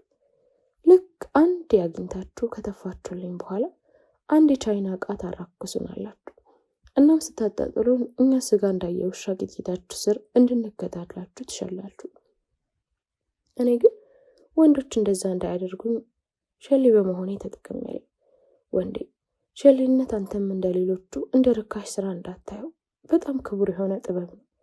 አንተ ደራሲ ነኝ እያልክ የሰውን ሕይወት እያዘገዘግ እንደምትሽከረከረው ሁሉ ሸሌነትም ተጸጦ ያስፈልጓል። ካለበለዚያ እንደ ሰባተኛ እንደ ቆድራ ሴቶች ርካሽ ትሆናለህ ስትለኝ አቋረጥኳትና ሪችጌ፣ ወደ ሌላ ወሬ ከመሄድሽ በፊት ጥበብን ያልሽኝን ነገር በደንብ አብራሪልኝ። ምን መሰለህ ወንዴ፣ ለምሳሌ ሌብነት ትልቅ ጥበብ ነው። ይህ ከተማ ውስጥ ከብሔር ፈልሰው መጥተው ከአንጀት እየዘረፉ የ300 ብር ሞባይል እየሰረቁ ብሔራቸውን የሚያሳድቡትን ፋራ ሌቦች አላልኩም። እነርሱ ጠቢባን ሌቦች ሳይሆኑ ተራ ቀማኞች ናቸው። እኔ ማወራለህ ከእንጥልህ ላይ ሳይቀር ብራቅህን የሚሰርቁህን የሸገር ጠቢባን ሌቦች ነው። አየህ፣ እነርሱ አንተን ለመስረቅ እንደ ሌሎቹ ዱላና ጉልበት አይጠቀሙ። መጀመሪያ በጥበባቸው አንተን ያዘናጓል ወይም ያደነዝዙሃል። ሰው ማዘናጋት ብቻውን ትልቅ ጥበብ ነው። ከዛ ኪስህን ኪሳቸው አድርገው የሚፈልጉትን ወስደው የማይፈልጉትን ይመልሱልሃል። ልክ እንደዛ ሁሉ ሸሌነትን በቅድሚያ ወንድ ልጅ ከሌሎች ሴቶች በላይ አንተ ላይ ትኩረት እንዲያደርግብህ ቀልቡን መሳቢያ ጥበብ ያስፈልጋል። ሁልጊዜም ሴት ልጅ ተፈላጊ እንጂ ፈላጊ መሆን የለባትም። ምክንያቱም ክብሯና ውበቷ ኩራታ ነው። ትኩረቱን ካደረገብህ በኋላ የልጆቹን እናት የሚያስረሳ ሌላ ጥበብ ደግሞ ያስፈልጋል። ከዛም አልጋ ላይ እሱ እንዲጨፍርብኝ አልፈቅድለትም። ለምን? እንደዛ ከሆነማ እንደ ሚስቱ ይጠግበኝና እሰለቸዋለሁ። ስለዚህ እኔ እጨፍርበታለሁ። ሙሉ ለሙሉ እንዳይጠግበኝ ስሜትን ተቆጣጠሬ ቀመስም እንዲያደርገኝ ብቻ ፈቅድለታለሁ። ያኔ ወንድነቱን ለማሳየት በየቀኑ ብሩን እየመጀረጠ ያሳልመኛል። በእኔ የተነሳ ሚስትና ልጆቹን ይረሳል። ያኔ እኔ ጣል አድርጓል። ወንዶች ስትባሉ አንዴ በእንትናችሁ ማሰብ ከጀመራችሁ ሌላው ዓለም አይታያችሁምና ሙሉ በሙሉ በቁጥጥር ስር አደረግኩት ማለት ያኔ አይደል? ከዚህ በላይ ጥበብ ከወዴት ይመጣል? እናለህ ያኔ ገን ጀማሪ ስለነበርኩኝ ሰውየው እንደ ጀርባው ቅማል እያንቋሸሸ ወደ ክለቡ መለሰኝ። ደዘደዛ አቅፋኝ ስማኝ ወደ ቢሮ አስገባችኝ። ይህ ማታ የተበተነልሽ 2150 ብር ነው። የድንግልናሽን ዋጋ ደግሞ 8000 ብር ይኸው ብላ 10150 ብር ሰጣች። እጄ ብሩን መሸከም አቅቶት ተንቀጠቀጠ። ህመሜን ሁሉ ረሳሁት። ሪችጌ፣ ይቺ ሰንትም ማለት ገና ጀማሪ ስለሆንሽ ያገኘሻት ነው። አንቺ ብልጥ ከሆንሽ ገና ከሰማይ ዶላር ታዘንቢያለሽ። ግን ማወቅ ያለብሽ ነገር የሸሌ ገንዘብ ፈንድሻ ነው። ምንም ሳታውቂ በትንትኑ ነው የሚወጣው። ስለዚህ እኔ ቤት የሚሰሩ ሴቶች በሙሉ እንዳትጎዱብኝ ስለማልፈልግ በቀን 2000 ብር እቁብ መጣል ግዴታ አለባችሁ። ብርሽን በቸገረሽ ሰዓት መውሰድ ትችያለሽ አለችኝ። ሰይጣንም ደግ ይሆናል እንዴ ብዬ እየተገረምኩኝ በሐሳቧ ተስማማሁ። መንግስት ራቆት ጭፈራ ቤታችን እስኪያሸግብኝ ድረስ ማመን የሚያቅተን ብር በቀኝ አገኝ ነበር። ነገር ግን ያው የቻለ ገንዘብ የሰይጣን ብር ስለሆነ በረከት የለው አለችኝ። እሷ እያወራች ድምጿን የሚቀዳበት ሞባይሌ የባትሪ ማለቁን ድምፅ አሰማኝ። ሰዓቱን ተመለከትኩ። ከሌሊቱ 7 ሰዓት ከ12 ደቂቃ ይላል። ምነው መሸ እንዴ አለችኝ የሺሻ እቃዋን እያነሳሳች። አዎ አልኳት። መቼም በዚህ ሰዓት ወደ ቤትህ አትሄድም፣ እዚህ ታድራለህ እንጂ አለችኝ በምርቃና በፈጠጡ አይኖቿ አያየች። በሀሳቧም ተስማምቼ ሶፋው ላይ ብርድ ልብስ አምጥታለኝ ተኛ። እሷም የሳሎኑን መብራት አጥፍታ ወደ መኝታ ቤቷ ሄደች። ልጇ እስከዚህ ሰዓት ድረስ የት ሄዶ ነው ብዬ እያሰብኩ እንቅልፍ ሊወስደኝ አልቻልኩም። ካለችበት መኝታ ቤት ውስጥ የብርጭቆና የጠርሙስ ድምፅ ይሰማኛል። ምርቃኗን ለመስበር እየጠጣች ይሆናል ብዬ አሰብኩ። ሳላውቅም እንቅልፍ ወሰደኝ። የተኛሁበት ብርድ ልብስ ሲገለጥ ብንንስል የጠፋው መብራት በርቶ ራሄል መጠጥ ወፍ ውስጥ የተጠመቀ ይመስል ጋንጋን እያለች ወንፊት የሆነ ቢጃማ ለብሳ ፊት ለፊት ቆማለች። አይኖቿ ደፈራርሰው ከኔ የፈለጉትን ነገር ለመቀበል አፍረው እየተለማመጡ ሲቁለጨለጩ አየኋቸው። ጡት ማስያዣ ስላላደረገች ውበቷ ሲረግፍ አንድ ሐሙስ እንደቀሩ የሚያሳብቁት ዘልዛላ ጡቶቿ ፊት ለፊት ያፈጠጡብኝ። አውቃ ይሆን ሳታውቅ የማውቀው ነገር የለም። ፒጃማ ላይ ውሃ ወይም መጠጥ ስለደፋችበት ደረቷና ዳሌዋ ላይ ተለጥፎ ሳየው ወንድነት ይፈታተኝ ጀመር። የተፈጠረብኝ ስሜት ለመሸፋፈን እየሞከርኩ ሆዴ አልቀረብኝም። እንኳን የኔን ቀርቶ የስንቱን ወንድ ስሜት በአንድ አይታ ብቻ ስታነብ ከከረመች ስሜትን ለመደበቅ መሞከሬ ለራሴም ሳይቀር አሳቀኝ። ርችዬ ችግር አለ? ዝም አለች። ከተጋደምኩበት ተነስቼ አጠገቤ ቁጭ አረኳት። ምን ሆነሻል? ለምን አትናገሪም? ልጅሽ ምን ሆነ? ምንም አልሆነም። እስከዛሬ ድረስ ሙሉ ሴት መሆን የሚሰማኝ በገንዘቡ እንደሸቀጥ ገዝቶ ከሚጋልበኝ ሰው ጋር ሳድር ሳይሆን ከንጹህ ልጄ ጋር ሳድር ነው። ታዲያ አሁን አንተ እንደምትመጣ ስትነግረኝ እየጮህና እየተሯሯጠ እንዳይረብሽን ብዬ ሞግዚቱ ጋር ስላሳደርኩት ብቻዬን መተኛት ፈራሁ። እናማ ቅር የማትሰኝ ከሆነ አብሬ ልተኛ አለችኝ። ኧረ ችግር የለውም። በቅንዝረኛ አይኖቼ እያዩዋት ስለሆነ አፌ ተያዘብኝ። እርሷ ደገፍ ብላኝ በእህትነት ስሜት አንገቴ ስር ሽጉጥ ስትል እንደ ዋሽንት ዜማ ያለው ትንፋሿ መሳቢያን ፈወሰው። እንኳን ነክተውት አይደለም ጮክ ብለው ሲያዩት እንኳን የሚቀደድ የሚመስለው ለስላሳ ገላዋ ገላይን ሲነካው ሰውነት ይመካል ጀመረ። የሴት ልጅ ጠላቷ የሆነው እድሜ እያሟሸሻው ያለው ከንፈሮቿ ለስማት አንገቷን አቅፌ ቀናስ አድርጋት አይኖቿ በቅንዝረኝነት ስሜት ሳይሆን በእንቅልፍ ተዳግሞ ጎርበብ በልባ ተከፍተዋዩ። ጥቁር ብሌን ውስጥ ለኔ ያላት ንጹህ የወንድምነት ስሜት አነበብኩ። ቀስ ብዬ ስሜቴን ለማኮማሸሽ ሞከርኩኝ። እላይ ላይ እንደ ለስላሳ ሐረግ ተጠምጠማብኝ ተኛች። ጠዋት ነፊት መታብኝ እነ ቁርስ መብላትን ምናምን ካደረግን በኋላ ሽሻዋን እያንደቀደቀች ወደ ቀድሞ ጨዋታችን ተመለስን። አሁን ብጽፋቸው ካደግንበት ባህል ጋር የሚጣረዙ መረን የሆኑ የራቆት ቤት ሚስጥሮችን ነግራኛለች። ወዴት እየሄድ እንዳሉ የሚጠቁሙ ሚስጥራዊ ክፈቶቻችን አጫውታኛለች። ለምሳሌ ስለ ሴት ልጅ ወሲብ፣ ሌዝቢያንስ ጋጠወጥ ባህሪ ስላላቸው ታዋቂ ሰዎች፣ ስለ ሸሌዎችና ጠንቋዮቻቸው፣ 18 ዓመት ሳይሞላቸው በዝግ ቤት ስለሚጠጡ የባለስልጣን ልጆች ብቻ ብዙ አውርታኛለች። ወንዴ ያ የራቆት ሽፈራ ቤት ሲዘጋ ደዘደዞ ያጠራቀምኩትን ወደ 120 ሺህ ብር የሚጠጋ ገንዘቤን ሰጠችኝ። እሱም ብር ይዤ ከዚህ ከገሃነም ህይወት መውጣት ስችል የሚያልቅ አልመስል ብሎኝ ስመነዝር በ6 ወራት ውስጥ ዶግ አመድ አደረኩት። እንደገና ዲካርት ገባው። የዓመታት ልፋቴን ሁሉ በዞሮ አባዛው። ሳይታሰብ ከሚመጣ ሀብት ይልቅ አብሮ የኖረ ድህነት የሚሻል መሆኑን ያኔ ኖሬበት ተረዳው። ከዛለ የስራ ቦታዬን ወደ ጂጂኒያ ቀየርኩ። ወንዴ ሚሚቆጤን ቤት ታውቀዋለህ አይደል አለች። እንደ ዛሬ በጂጂኒያ ሚድር ክለብ ኤች2ኦ ከመንገሱ በፊት የጂጂኒያ አድባር የሚሚቂጦ ቤት ነበር። ይህ ቤት ዝናው ከሀገር አልፎ አውሮፓና አሜሪካ ድረስ ስለሚወራለት አብዛኛው ዲያስፖራ ወደ ሀገር ቤት ሲመጣ ሳይጎበኘው አይሄድም። በዚህ ቤት ውስጥ ብዙ የከተማችን ባለሀብቶች ጋዝናቸውን ራቆት በሸሌዎች ድግምት ተተብትበው አብደውና የነሱን ፓንት ጣብ የቀየሩ ሰዎች አውቃሉ። ለነገሩ ሙሉ ጂጂኒያ ምድር የሚያሽከረክሯት በሸሌዎቹ የሚገበረላቸው የዛርና የአውሊያ መናፍስቶች እና አድዋል ጠቋር፣ የአርሲው እመቤት፣ የደብረ ዘይቱ ቆርጥ እና ወሰንገላ፣ የወለጋው ሞቴ እና ውሬት ብርሃኔ እና ሌሎች መሆናቸውን የአንድ ሰሞን የጂጂኒያ ተሳላሚ ስለነበርኩ በደንብ አውቃለሁ። አብዛኞቹ ጠባብ ታቦች ውስጥ ወንድ እንዲስብላቸው እየተባሉ በጠንቋዮቻቸው የሚሰጣቸው ጫን ይነዳል። ከ1 ሰዓት እስከ 3 ሰዓት ባለው ጊዜ ውስጥ እየተቃመ ይዘየራል። ጥቂት የማይባሉት ቤቶች ውስጥ ጥጃ ከነነብሱ ተቀብሯል። ደጃፋቸው ላይ ደንበኛቸው ከቤቱ እንዳይላቅ ድፍን እንቁላል ቀብራሉ። የጥቁር ፍየልና የጥቁር ዶሮ ደም ያፈሳል። ስለዚህ ጉዳይ ሌላ ቀን በሰፊ እንጨዋወታለን። እንዴ ሪች፣ ድድ ማስጫ ተወልጄ ሚሚቂጦ ቤት ሰክሬ ካልተንተዋደፍኩ ምኑን ወጣትነቴን ቀጨሁት አልኳት። እዛ ገሃነም ጭፈራ ቤት ውስጥ ያባነንኳቸው ጊዜያቶች አስታወስኩ። ከሹገር ማሚያ ጋር ነው አይደል ቺቺኛ ስጨፈር የከረምከው ስትሉ ሰማኋቸው ልበል። ወንዴ መቼም ቺቺኛ እንዲህ እንደ ዛሬው እንደ ሰካራም ፊት ቡድስድስ ከማለቷ በፊት የኃጢአት ዘውጓን ከአሮጊት ካሳንችስ ከተከረከበች በኋላ ብዙ ተአምር ተሰርቶባታል። ብዙ ባለሀብቶችን አደሄታለች። እልፍ ድሃዎቹን ደግሞ ሀብታም አድርጋለች። በመቶ ሺዎች የሚቆጠሩ ሴቶች ቅርጥፍጥፍ አድርጋ በልታለች። ብዙዎቻችን ከሲጋራ እስከ ኮኬን ድረስ ትባናለች። ይህንንም የታዘቡ አንዳንድ አይነት ቸክቻኪዎች የፈጠራ ታሪካቸውና እውነታውን አደበላልቀው ብዙ ገድሎቿን በመጽሐፍ ታሳትመው ሀብታም ሆነውባታል።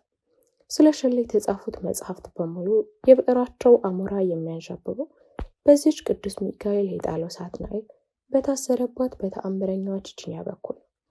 እኔ እንኳን ያነበብኳቸው ማያህል መያህል ዘቺቺኛ፣ የቺቺኛ ሚስጢራዊ ሌሊቶች፣ ሰዓት እላፊ ላይ ያሉ ታሪኮች፣ ሮዛ፣ ብቻ ሌሎችም የማላስታውሳቸው ብዙ ተሞንጭሯል።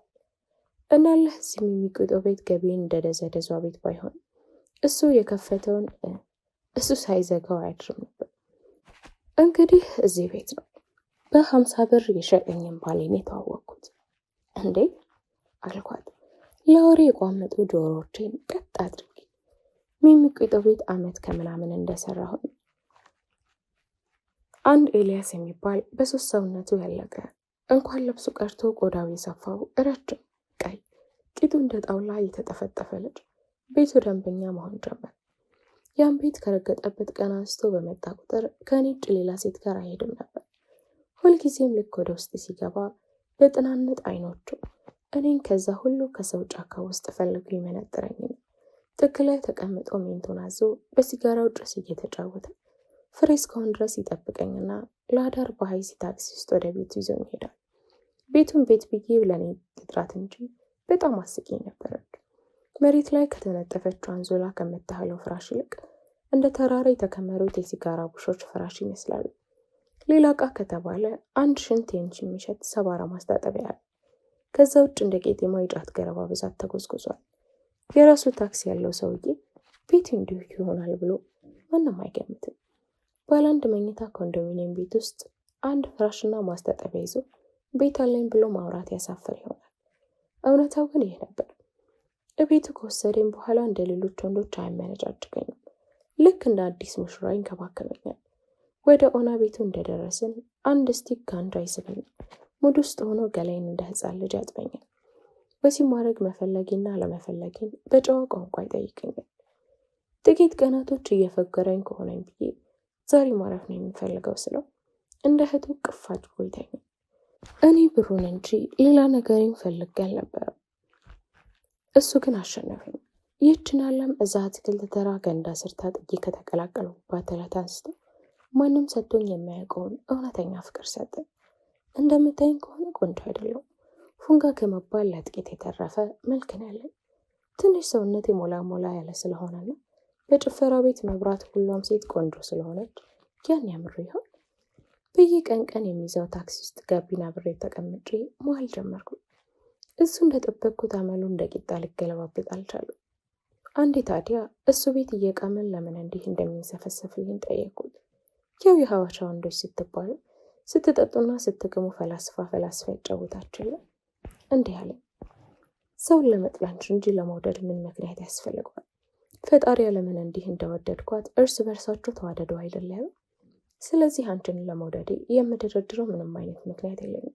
እንዲሁ እወድሻለሁ፣ እንዲሁ አፈቅርሻለሁ፣ እንዲሁ የግሌ ጣዖት አድርጌሽ አመልክሻለሁ። ምን መሰለሽ ርችዬ፣ እኔ ሴት ብርቅ አይደለም።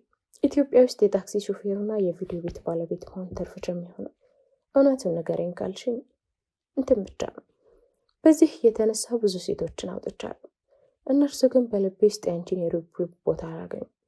ሁሉም የስሜትን ውጥረት ማስተንፈሻ ተራ ቀዳሚዎች ብቻ ናቸው። አንቺ ግን እነዛ ትለይብኛለሽ።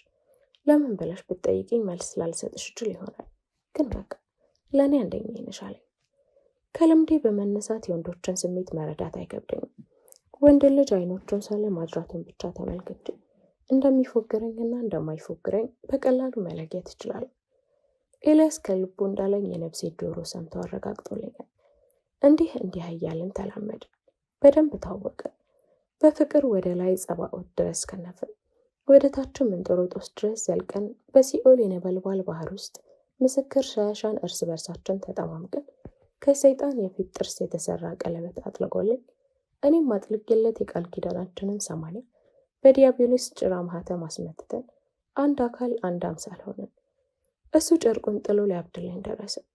እኔም ዓለም ሁሉ ከእርሱ ውጭ እስኪያስጠላኝ ድረስ ልቡ ላይ እንደ ተባይ ተጣበኩበት። የእሱን ሃይሲ ታክሲ ቀን ቀን መፈራሻ፣ ማታ ማታ ቤርጋዋችን አረግናት።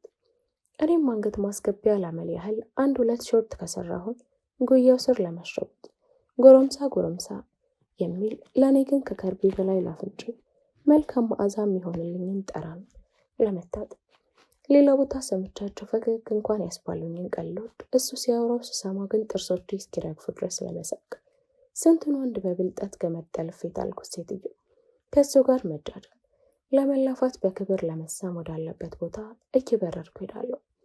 እርግጠኛ አስፋልት ላይ እንዲያስንላክ ትራፊክ ቢያይም ቤልት አላሰርሽም ብሎ ይቀጣኝ ነበር። ማታ ማታ በጋንጃ ጦዞም የሚጌጠው ቤት የእኔ ሲምሮት ይመጣል። እኔ ከማንም ሆዱም ማሳቢያውም ከአምቡላ ከተሞላ ለፍዳዳ ሰገራም ጋር ለገንዘብ ብዬ ሴትነቴን ሳራክስ እሱ ጥግ ላይ ተቀምጦ በሲጋራው ጭስ እየተጫወተ ቅናቱን ውስጥ ቀብሮ ሜንት እየጠጣ ሲመለከተኝ ሳይ ሆዴን ቦጮቦጭም ስፍስፍ እልለታለሁ። አፍቃሪው አንጀቴ ሌላ ወንድ እቅፍ ውስጥ ለመግባት አቅሙ ይከደዋል። እርሱን የሚሰማው የቅናት ቁስል አጥንቴ ድረስ ደልቆ ይሰማኛል። ሲብስቤ ሌላ ቦታ ጠጣ፣ እዚህ አጥምጥ አልኩት። ሁለታችንም እንዲህ ከምንሰቃይ ለምን አታገቢኝም አለ። ለዚህ ጥያቄ መልስ ለመስጠት ምላሴ አቅሙ ያጥረዋል። ብዙ የማውቃቸው ሸሌዎች አግብተው የተፈራረሙበት የእስክርቢቶ ቀለም ሳይደርቅ ሲፋቱ ስላዩ ትዳርን እፈራዋለሁ። ሙሉ በሙሉ በቁጥጥሩ ስር ሲያደርገኝ አመሉ ቢቀየርስ ብዬ እሰጋለሁ። እንዲህ እንደ ጣዖት የሚያልቅ መልከኝ ልክ እንደ ታክሲ ሁሉ የራሱ ንብረት ስላልደረገኝ ቢሆንስ? ራሄልን የግል ያደርጋታለሁ ብሎ ከራሱ ጋር ልለህ ተያይዞ ቢሆንስ እያልኩ ሌሎች ቢያንስ እየደረደርኩ ውስጤ ያቆጠቆጠው ሚስት የመሆን ምኞቴን ለማጥፋት ሞክራለሁ። ብቻዬን ሳይሆን ያዳፈንኩት ምኞቴ እሱን ሲያገኝ በፍቅሩ ነፋስ ተቀጣጥሎ የመጠንጥ ውበትሽ ተመጡ ታኝኮ ሳያልቅ ልጆች ሳይማሽሹ ዳለሽ ቅርጽ አልባ ከመሆኑ በፊት ወገብሽና ሆድሽ በቦርጭ ሳይሞላ እድሜ ጠላትሽ በዘረባ ጠርዝዞ ሳይጥልሽ ቶሎ አግቢውና ለአንድ ቀንም ቢሆን የሚስትነት ወጉን ይለኛል። ሌላኛው ውስጤ በመወሰንና ባለመወሰን ውቅያኖስ ላይ ነፍሴ ማረፊያ አጥታ ትወለላለች። በሌላ በኩል ደግሞ ሟልቶ አይሰጥም። ጌታ ወይ አፈጣጠር እንድትል ሀመል ማላባተ ኤልያስ አምላካ ነው።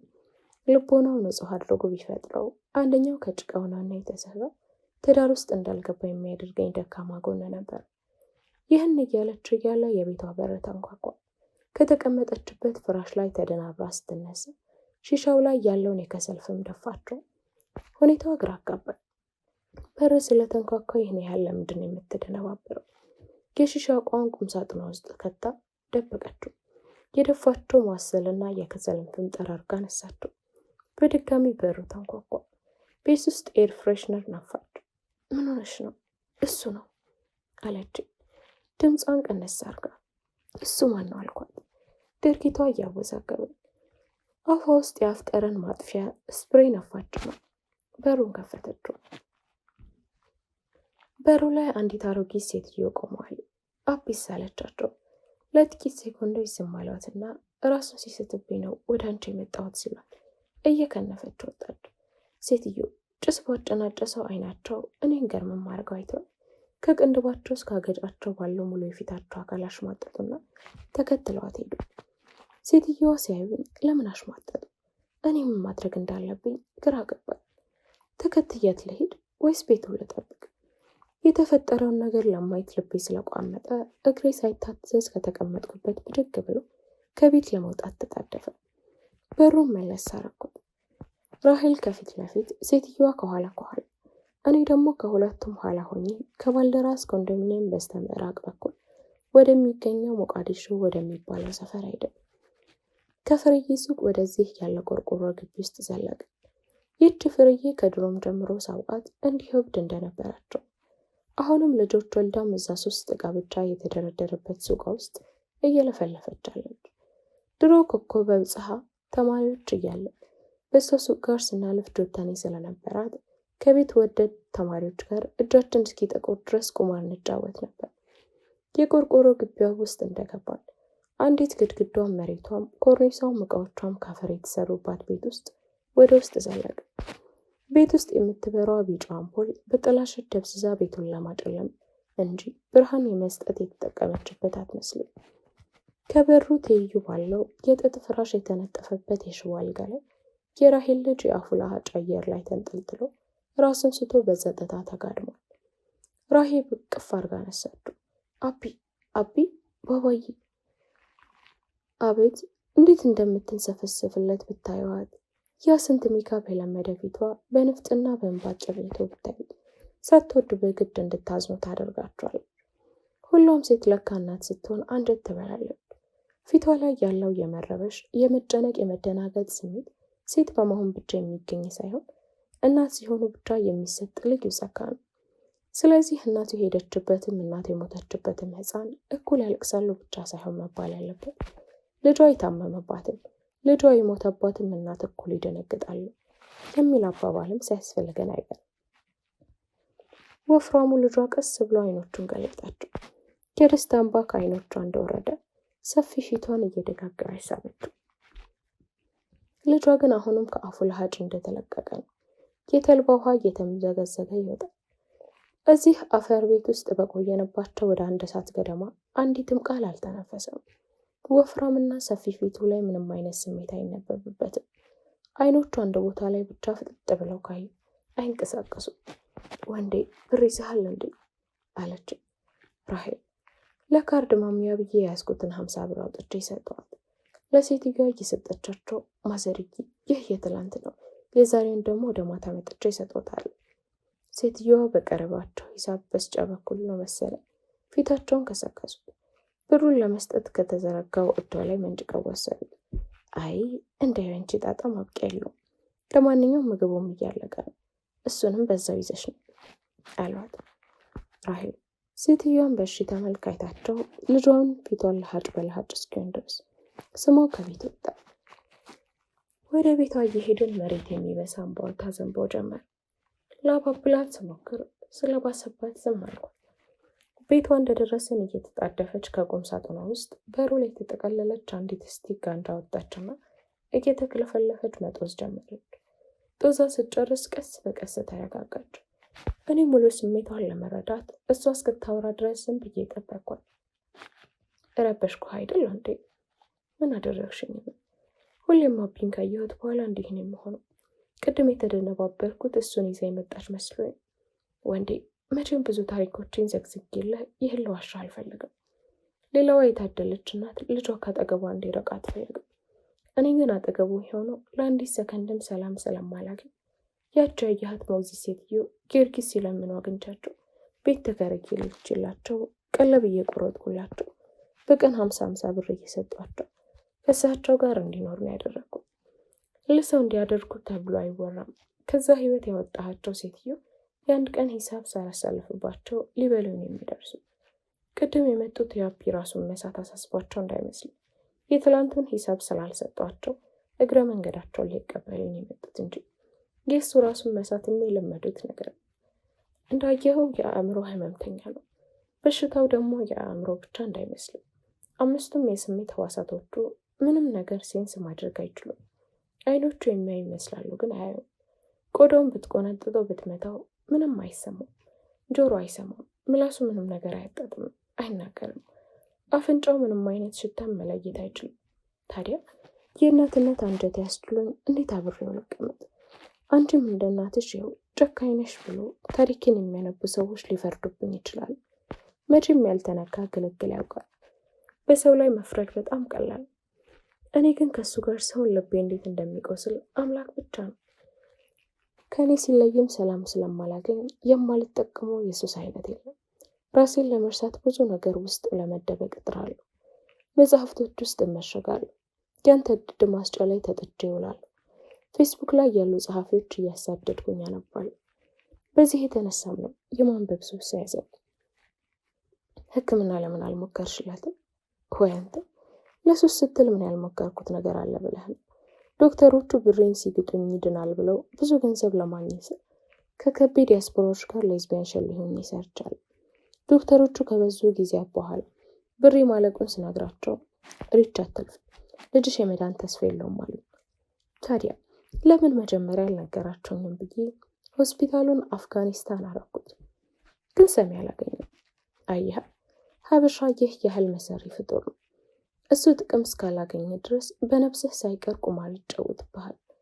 እነዚህ ስግብግብ ሮተሮች ልጄን ለገንዘብ ብለው የሆነውም ያልሆነውንም መርፌ እየወጉት የባስ አጀጀቡብኝ።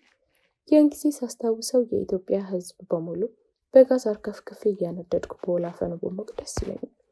ይህን ሕዝብ አልወደውም። ሕይወቴን በሙሉ ነው የነጠቀኝ። ደግሞ እነዚህን ሰው እየደለሉ ሀብታም የሆኑ ከርሳም ዘፋኞች ሀበሻ ኩሩ ነው ደግና ሮህሮህ ሲሉ ይገርመኛል። ይህ ሕዝብ ደግ አይደለም።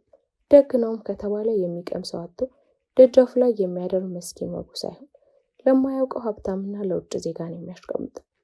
ያኔ በጨቅላነት መንገድ ላይ ስለምን አዳሚ ገንዘቡን በድራፍት የሚጨርሰው ጮማና ቁርጥ ከሚበላበት በትንሽ ወጪ እኔን ቤት ወስዶ ቢያሳድገኝ ኖሮ እንደዚህ አይነት ህይወት ውስጥ ባልተዘፈኩ ነበር።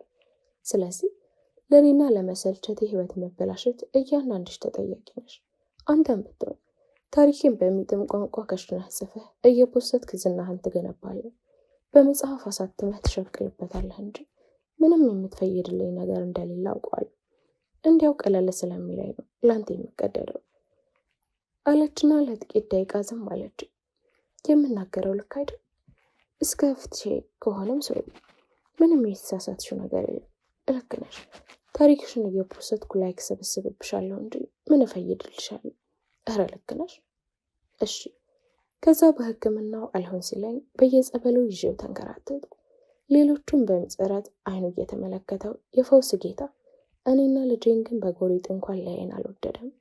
ታዲያ በየገዳማቱ ደም እንባ ሳለቅስ ያዩን ሰዎች አይዞሽ ለበጎ ነው ይሉኛል። ምንድነው ለበጎ ነው ማለት? እኔ እንደዚህ አይነት አማርኛቸው አይገባኝም። ፍጠረኝ ሳልለው ፈጥሮን ልጅነቴን ሲኦል አደረገብኝ። ያገባ ቀነደለኝ ሽርሙጥና ጽፎ የማንም አተላም መጮት አደረገኝ። ምንም ያላጠፋውን አንድ ልጄን በሽተኛ አደረገብኝ።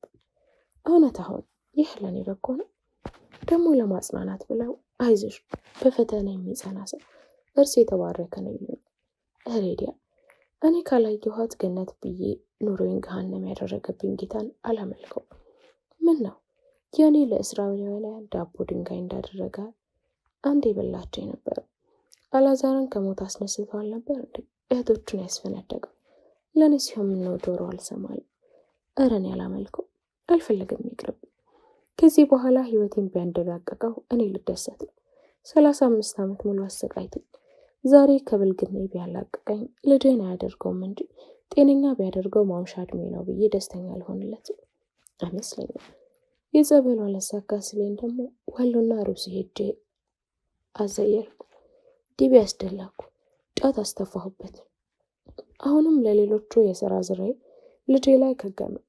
በጠንቋዩ በአውሊያ ቦረንቻና ቃልቻ ባለበት ቤት ሁሉ እየሄድኩኝ አፈነደድኩ። 4 ቀንድ ያለው በጋምጪ በደሙ ከታጠበ ይድናል ሲሉ 20 ሺህ ብር ፍለጋ ወለጋ ድረስ ሄጄ ገዝቼ መጣሁ። እንዳሉት በደሙ ታጠበ። አሁንም ለሌላው የተለመነ ሰይጣን ለኔ ሲሆን የፈውስ ምትሃቱ አቅም አጠረው። በየደብተራው ቤት መልአክ ሳጥናኤል አስደገምኩበት። እነዛ ሙታንን የሚያናግሩ የስንቱን ትምህርቱና ንግዱን እንዳይሳካለት ሲተበትቡ የከረሙ ሁሉ እኔ ልጅ ላይ ሲደርስ ጥቁር አስማታቸው አልሰራላቸው። በፓስተር አስጸለይኩለት። የሱ በሽታ ግን ወይ ፍንክቻል። እኔም ተስፋ ቆረጥኩ። አለችኝና በዋይ ወረደ። በድጋሚ መጠውስ ጀመረች። አማልክቱ ይጅምክስከን ሴት ከሰዶምና ከገሞራ ህዝቦች በላይ ከካህኑ ኤሊ ልጆች በላይ ሂትለር በእሳት ከቀላቀላቸው 6 ሚሊዮን አይሁዳውያን በላይ የዘር ጭፍጨፋ ከደረሰባቸው ከሬድ ኢንዲያን ከቀደምት የአውስትራሊያ ህዝቦች በላይ በነጫጮችና በአንኮ መሪዎች ደሙ ከሚጠመጠሙ ከአፍሪካ ህዝብ በላይ የወያኔና የቻይና ሻንጉሊቶች ከሆኑ ከመከረኛ የሀገሬ ህዝብ በላይ ብዙ ስቃዮች አድርሰውባታል። ወንዴ አቤት ምን ላይ ነበር ታሪኬን ያቆምኩት? ትዳር ውስጥ እንዳልገባ ኤልያስ ደካማ ጎን ነበረው ብለሽ? አዎ ምን መሰል የእሱ ትልቁ ችግር እኔም እንዳላገባው ያስፈራኝ የነበረው ሲበዛ ለሱ ሱማች ነው። ምድር ላይ ሳይደነዝዝ መኖር አይችልም። ሱስ እየተጠቀመ ከሚደርስበት አካላዊና አእምራዊ ጉዳት በላይ ሱስን ቢያቆም የሚደርስበት ስቃይ ይበልጣል። የሌለበት የሱስ አይነት አልነበረም። ጃንኪና ይወቃል ወይም የመርፌውን ሐሺሽ፣ በጋንጃው ይጦዛል። በሲጋራው ጭስ ስሙን መጻፍ እስኪችል ድረስ ቼንስ ሞክር ነው። ኤልያስ ጥርስ ይግላል እንጂ አይመረቅንም እስኪባል ድረስ በርጫውን ያደቃል። ጠርሙስ ውስጥ የተወለደ ይመስል ሐሞቱን እስኪተፋ ድረስ ሜንታ አረቄ ይጠጣል። በእርግጥ እኔም እሱ የሚጠቀማቸውን ማደንዘዦች ሁሉ ይጠቀማለሁ። እኔ ግን ሴት ነኝና ትዳር ውስጥ ከገባሁኝ የተከበረች ሚስት መሆን ስለምፈልግ ሱሶቼን በሙሉ ተዋለሁ ብዬ ወስኜ ነበር። እሱ ግን በተለይ ሳይጠጣና ሳይጦዝ መዋልና ማደር አይችልም። ይህ አመሉ አግብቼው አብሬው እንዳልኖር ያስፈራኝ ነበር። ወንዴ ትዳር ማለት አፈቅርሃለሁ፣ አፈቅርሻለሁ፣ ያላንቺ አልኖርም፣ ያላንተ መኖሬ ትርጉም የለውም እየተባባል እንደ ፍቅረኝነት ዘመንህን ስለተፎጋገርክ ብቻ ጎጆ አይመሰረትም። ተጋባህ ማለት የራስህን ግዛት፣ የራስህን ትንሽዬ ሀገር መሰረትክ ማለት ነው። ባለየው የቤቱ ራስ ስለሆነ፣ ጠቅላይ ሚኒስተሮች የገቢ ምንጭ ስለሆነ፣ ገንዘብ ሚኒስተር ሚስትና ልጆቹን ከአደጋ ስለሚከላከል መከላከያ ሚኒስተር ይሆናል። ሚስትየዋ ደግሞ ለልጆቿ ትምህርት ሚኒስተር፣ ቤተሰቡ ከህብረተሰቡ ጋር ጥሩ ግንኙነት እንዲኖሩ ስለምታደርግ የውጭ ጉዳይ ሚኒስተር፣ ባሏና ልጆቿ እንዳይራቡ ግብርና ሚኒስተር ትሆናለች። ይህን የሚያህል ትልቅ ተቋም ውስጥ ስለተፋቀርክ ብቻ ዘው ብለህ አትገባም። የነገ ህይወትህ ላይ ዛሬ ቆም ብለህ የማያዳግም ውሳኔ መወሰን አለብን። እኔም ለብዙ ጊዜ የኤልያስን እንጋባ ጥያቄ እየደጋገምኩ አሰብኩበት። ለራሴ እንዲህም አልኩት፣ ትሰምኛለሽ ሬች፣ ተጋባችሁ ማለት አንድ ሴተኛ አዳሪን እርግፍ አድርገሽ ታቆሚያለሽ። ያ ማለት በፓኪስታንኛ የቤቱ ኢኮኖሚካል ጥያቄ በሙሉ የሚሸንፈነ እሱ በሚያገኘው ገቢ ይሆናል ማለት ነው። በገንዘብ በኩል የራሱ ታክሲ ስላለው የሚኖርበት ኮንዶሚኒየም የግሉ ስለሆነ ስጋት አይግባሽ። ያ ማለት ግን ምንም ችግር የለም ማለት አይደለም። እሱ ቢያንስ በቀለሱ እሱ ብቻ ከ300 እስከ 400 ብር ድረስ ያጠፋል። ስለዚህ አብረሹ ለመኖር የምትፈልጊ ከሆነ ኤልያስን ከሱሱ እንዲላቀቅ ማድረግ አለብሽ። አንድ ባል ሱሰኛ መሆን የሚገባው የሚስቱና የልጆቹ ብቻ ነው። ሴት ስትሆን ትልቁ ጸጋ ፈጣሪ ሲፈጥርህ ብልህ ይሆንና ከብዙ አንግሎች አንጻር ማሰብ የሚችል አእምሮ ይኖርሃል። እናም ኤልያስን አሁን ከሚያፈቅረኝ በላይ ከነፍሱ እንዲያመልከኝ አረኩት። እስኪገረም ድረስ እየተንከባከብኩት ካለኔ መተንፈስ እስከማይችል ድረስ ሁሉ ነገር ሆንኩለት። ነፍሱ ከአምላኩ በላይ በእኔ ቁጥጥር ስር ሆነች። አምላክ ለሙሴ ከሰጠው 10ቱ ትእዛዝ በላይ ኢየሱስ በምድር ላይ ሳለ ከተናገራቸው 6ቱ ቃላተ ወንጌላት ይበልጥ የኔን ቀጭን ትእዛዝ ያከብርና ይፈጽም ነበር። አምላካችሁን በቀን ውስጥ አንዴ ወይ ሁለቴ ልታስቡት አለ ከነጭራሹ ትዝ ላይላችሁ ይችላል። ስለኛ ግን ሳታስቡ መዋልና ማደር አትችሉም። በየሰዓቱ፣ በየደቂቃው፣ በየሴኮንዱ ሽርፍራፊ ሁሉ ስለ ሴት ልጅ ስለምታስቡ እናንተ በቁጥጥራችን ውስጥ ለመዋል ልክ ክሬም ኬክ እንደመቁረስ ያህል ለኛ ቀላል። እዛች አንሶላ የምታህል ፍራሽ ላይ ጋደም ብለን እንዲህ አልኩት፣ የኔ ሲምቢሩ ወይ የኔ ጣዖት አለኝ። በቃ የዛን ሰሞን በፍቅሬ ደንዘዞ ስለነበር ወሬው ሁሉ ልቦለዳዊ ነበር የሚመስለው። ከኔ ጋር አብረህ መኖር ትፈልጋለህ አይደል? አብረን እንኖር ያልኩት ይመስል ከተጋደመበት ፍንጥር ብሎ ተነሳና እላይ ላይ ወጥቶ አይኔን አየ። የኔ ጣዖት እዚች ምድር ላይ ብቻ መሰለሽ እንዲህ አብረሽ መኖር የምፈልገው? ሞቼ ስጋ ውስጥ እንኳን እዚች ጋር እኔ ጣልቃ ልግባማ? እኛ ከአፈር የተሰራን ስንሞት ለምንድን ነው ምስጥ የምንሆነው? ሰው ማለት በትናንት ምስጦች የተገነባ ፍጡር ማለት ነው እንዴ? ፈረንጆቹም ሲሞቱ እንደኛ ምስጥ ይሆናሉ ወይንስ አበሻ ብቻ ነው በህይወት እያለ ትልቅ ምስጥ ሲሞት ትላንት ምስጥ የሚሆነው? በአጥንቴ ብቻ ቀርቼ የምጽአት ቀን ሲደርስ መለከት ሲነፋ ምድር ከመኖር ወደ አለመኖርነት ስትቀየር ኃጢያን በግራ ጻድቃን በቀኝ ሲቆሙ ልክ ምግባራችንን የተመዘገበበት መዝገብ ከመገለጡ በፊት ጌታህን እኔ እንዲህ እለዋለሁ፣ ይቅርታ አንድ ጊዜ ለማውራት ቢፈቀድልኝ። ጌታም ቀና ብሎ አጥንትም ነፍሴን ያይና በዝምታው ተናገር ይለኛል። እኔ ከጣዖት የተለይቼ መንግስተ ሰማያት ከምገባ የእሳት ባህር ወዳለበት ገሃነም ብጣል ይሻለኛል። ጌታ ሆይ እባክህ ስለ ጭንቃም ማለቷ ስለ እናትህ ብለህ ከራሔል አትለይኝ ብዬ አጥንታሙ ፊቴ ላይ የአጥንትን ባያነባው ፊቱ ተደፍቼ ስለምነው የነገሩትን የማይረሳ የለመኑትን የማይረሳ የኔ ጌታ እስከ ዛሬ ድረስ በሰው ልቦና ያልታሰበ አዲስ ዓለም ይፈጥርና እኔና አንቺ ብቻ ወደ ተዘጋጀልን የክብር ስፍራ ይልከናል። እኔና አንቺ አዲሱ ሰማይ ቤታችን ላይ ሚጢጢ ልጆችን ወልደን በደስታ በተድላ እንኖራለን። እሜቴ ይህን ያህልማ አይመሰጡ በሉ ተረት የሚያልሱ አፌን በከንፈሮ ያብሱ ብሎ ያው እንደለመደው ብዙ ማውራት እየፈለጉ ከንፈሬን ትንፋሽ እስኪያጥረኝ ድረስ መጠመጠኝና አይሆኑ ቦታ ነካክቶኝ ጥቂት ቆይቼ አይኑ እያየሁ የኔ ሲምቢሮ ዘላለም አብረኸኝ መኖር ከፈለግ ሱስህን በሙሉ እርግፍ አድርገህ መተው አለብን። ስለው ፊቱ ላይ የቅሬታ ስሜት አነበብኩላት። አውቃለሁ ያለ ሱሱ መኖር እንደማይችል ይገባኛል። ለዘመናት በብቸኝነቱ ዋሻ ውስጥ ተመሽጎ ሲኖር ከሰዎች ይልቅ ሱሶቹ ቀድመው ደርሰውለት አጫዋች ጓደኛ ሐዘኑን መርሻ እንደሆኑ፣ አሁን ግን እኔ በህይወቱ ስለመጣሁኝ መደንዘዝ አያስፈልገውም። ሊያገባኝ ከፈለገ ለጎጆ ሲል በተቃራኒ መንቃት አለበት። እሱ ካለ ሱሶቹ ከሚኖር እየተጎዳም ቢሆን እኔም ቢያጣ እንደሚመርጥ ሳይመጥረኝ የሞል ሀቅ ነው አለችኝና ከተቀመጠችበት ተነስታ ከቁም ሳጥኗ ውስጥ የሺሻ ቋን አወጣች። ስቶቭ ላይ ደቃቃ ከሰሎቹን አቀጣጠለች። ውሃውን ቀየረች። ቡሬው ውስጥ አዲስ መዋሰል ከታ በአልሙኒየም ሸፈነችው። የከሰል ፎሙን በመርፌ በሳሳችው። አልሙኒየም ላይ አድርጋ ሺሻዋን ማንደቅደቅ ጀመረች። ለኔም ቀዝቀዝ ያለ ቢራ ሰጠች። የጉሮሮዬን ድርቀት ጎንጨት ተብዬ አለሰለስኩት። ጥቂት ፋታ ከወሰድን በኋላ እና ሱሱን እንዲያቆም አደረሹ ወይስ አልሰማለሽ አልኳት። በድጋሚ እንደሷ ህይወት የሚጎመዝዘውን ቢራ እየተጎነጨው።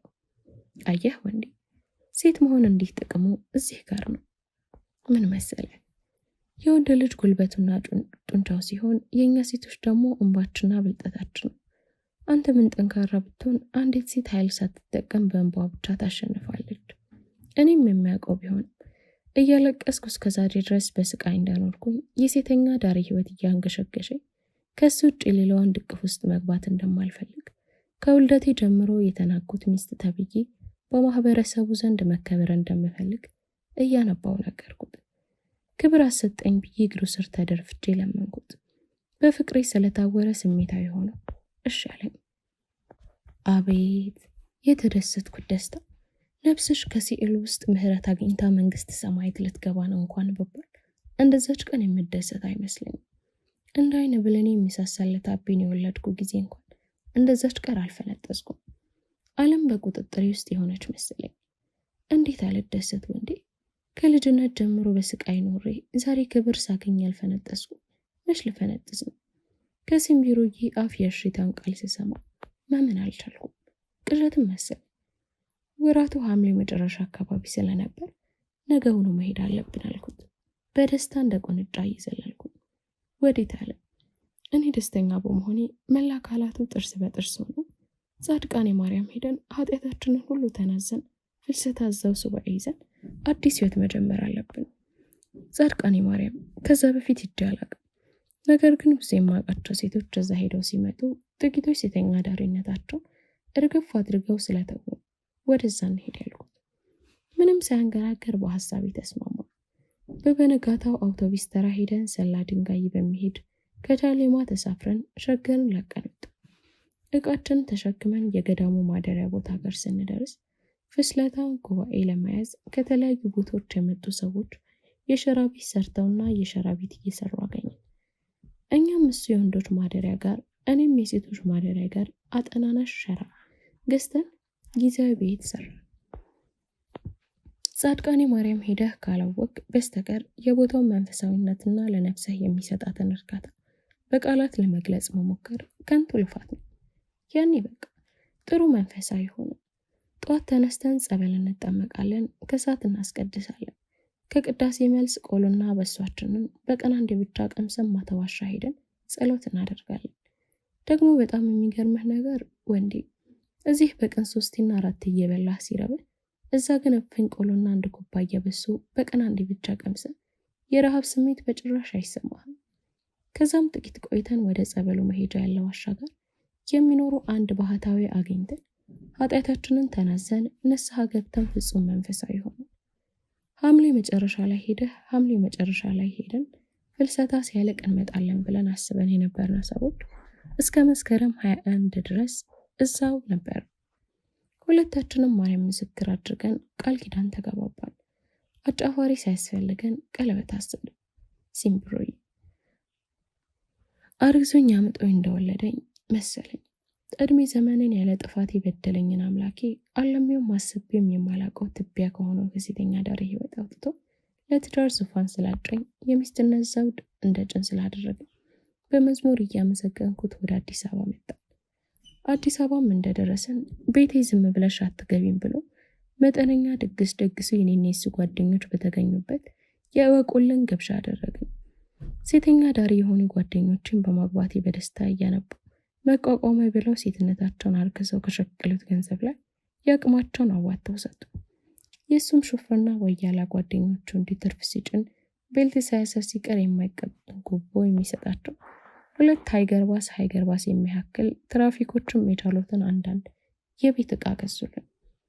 እኔ ተፈጠረ ያለውን ነገር ማመን ስላልቻልኩም መጠጥ ሳልቀመስ እንደሰከረ ሰው ጎረቤት እስኪገረም ድረስ እጮህ ነበር። እንቤን መቆጣጠር አቅቶኝ አይኔን እስኪለበለበኝ ድረስ አለቅሳለሁ። ወንዴ ያን ያደረግኩትን አብዛኛውን ነገር አላስታውስም። የአዲስ ሙሽራ አይደል? ሌሊት ባሌ ከእንቅልፉ ሳይነሳ ቁርስ ሰርቼ ቀስቅሻ ብለዋል። ያን ሰሙን ደግሞ በነፃ ሲያገኘው ብርቅ ሆኖበት አብረን መተኛት አብዝተን ነበርና እንዲወፍርልኝ ብዬ የቡላ ገንፎ፣ አጥሚት፣ ቅቅል ብቻ የተገኘው ምግብ ባፉና ባፉ እያጎረስኩት ነበር። እኔም በደስታ ሆዴም ሞልቶኝ ስለነበር እሱም መብራት ተጠቅም ነበር። ከሰዓትም ፒያሳ ታክሲ ተራ ድረስ ጎላ ብረት ድረስ የሚያክል ምሳቃ ተሸክሜ ሄድና በለዋለሁ። ጓደኞቹ እስኪቀኑበት ድረስ ሙሉ በሙሉ ለወጥኩት። ስራ ሌሊት ስለሚወጣ 12 ሰዓት እንዲጨርስ አደርገውና ሲኒማ አምፒር ገብተን በግድ ላይ ያስቁን የሚለማመጡት ተዋንያን የሚሰሩትን ፊልም ባለማሳቁ እያሳቀን እናያለን። ሲኒማ ቤት መግባት ሲሰለቸን ወይናችንን ገዝተን ግማሽ ኪሎ ስጋችንን ጠብሰን ቤታችን ውስጥ እየበላን እየጠጣን ጋቢያችንን ደረብ አድርገን ሶፋችን ላይ ተጋድመን ሮማንስ ፊልም እናያለን። ለመኖሪያችን የሚቀርቡ ቤተክርስቲያኖች የወር በዓላቸው ሲሆን ጧፍ እያበራን ጉባኤ ላይ እንታደማለን። ሳንቲም የሸቀለ ሰሞን እሁድን ከከተማ ወጥተን አየር ለውጠን እንመለሳለን። ከዚህ በላይ ምን ፈልጋለሁ? አበድኩልኝ። የኔ ሲምቢሮም ሰውነቱን መለስ እያለ መጣ። ቤታችን በሚያስፈልገን ዕቃ ሟላ። ከዛ ጭቃ ህይወት አላቆ ይህን ግብር የሰጠኝን አምላካችንን ጠዋት ማታ ያለመታከት ማመስገን ጀመረ። ከዚህ በኋላ ልጅ መውለድ አለብን ተባባልን። አረገዝኩለት። አቤት እንክብካቤ! እንዴት አባቷን ሞላቀቀኝ መሰለ። 9 ወር ሙሉ ቅብጥ ብዬ የእርግዝና ጊዜን ጨርሼ አቤን ወለድኩት። አቤ ሲወለድ ስራ መስራት ስለስከማይችል ድረስ ቤቴ ማለት አበዛ።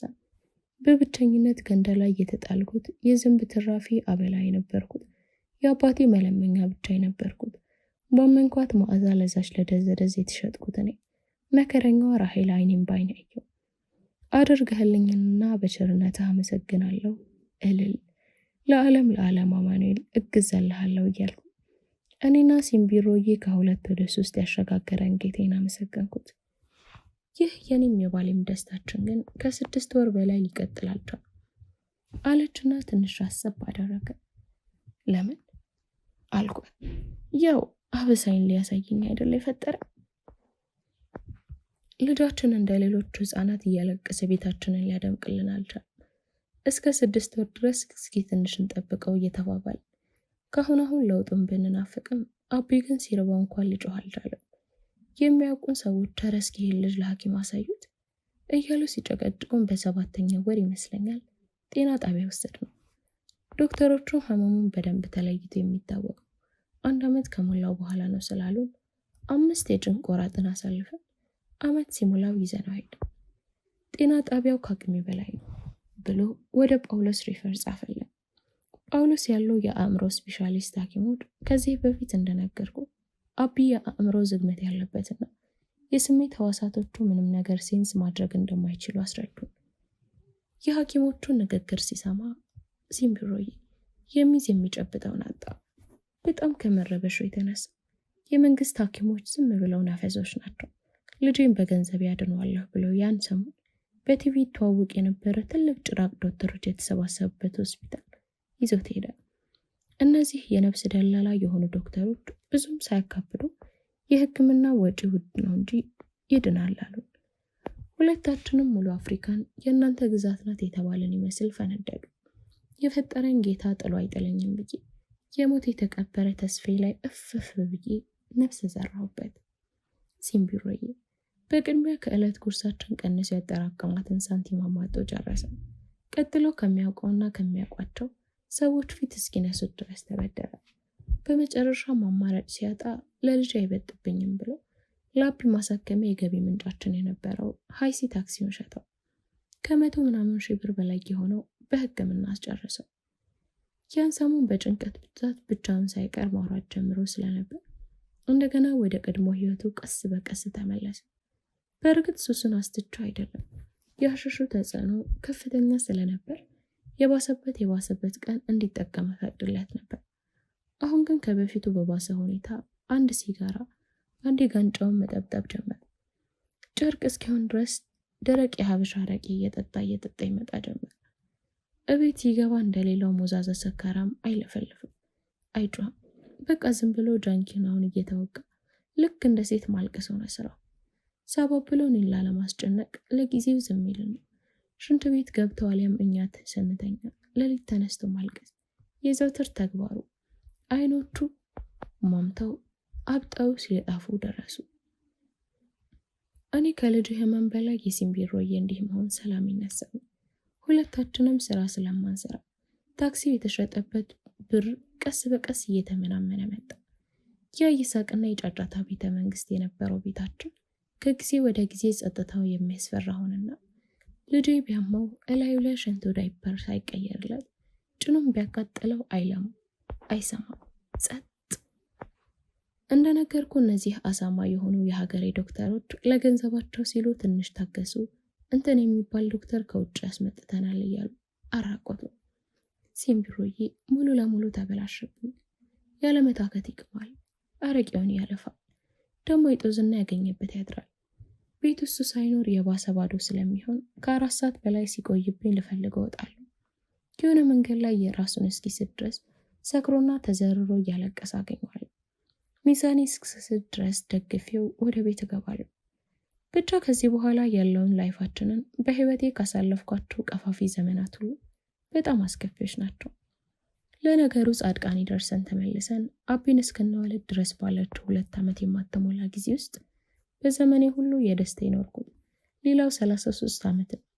ከአሁን በኋላ ያለኝም ህይወት ዝም ብሎ እድሜ እየቆጠሩ ማባከን ነው። አቢ ከዛ በኋላ ምንድነው የተፈጠረው? ምን ያልተፈጠረ ነገር አለ ብለህ ነው ወንድ? ዓለም ክብ አይደለች፣ ይዘገያል እንጂ ሁላችንም ወደ መጀመሪያችን መመለሳችን አይቀርም። ያ መጀመሪያ ደግሞ መጨረሻችን ነው። ምን ለማለት ፈልገሽ ነው? አልገባኝም። ቀላል ነገር ነው እኮ የነገርኩ። እንዴት አይገባም? እኛ ካፈር ነው አይደለ የተፈጠረው? ያው ከጊዜያት በኋላ ወደ መጀመሪያችን ተመልሰን አፈር እንሆናለን።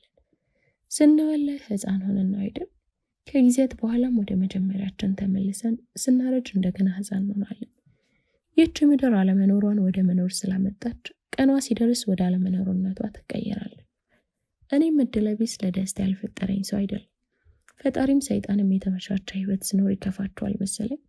ተባብረው ወደ መጀመሪያ ወደ ጨለማው ህይወት ይመለሱ። እኔ እኮ ግርም የሚለው የሰይጣንስ እሺ ይሁን፣ ፈጣሪ ግን የቁጣ በትሮን ያን ያህል እኔ ላይ ያሳፈረው ለምንድን ነው? ምን አረገው? በድየውም ከሆነ ሌሎቹ እንደሚታገሰው እኔንም ለምን አይታገሰኝም? ገራሚ አምላክ ነው፣ በፈጠረም ፍጥሮቹ ላይ የሚያዳል። እረሬች እባክሽ እንደዚህ አትበይ። ለምንድን ነው የማለለው? ከዚህ በላይ እንዳይቀጣኝ ፈርቼ ነው ዝም የምለው። አሁንም እደግምልሃለሁ፣ አምላክማ አይደለም እስቲ ለአንድ ምሽት የጂጂኒያ ብቻናና ተመልከት።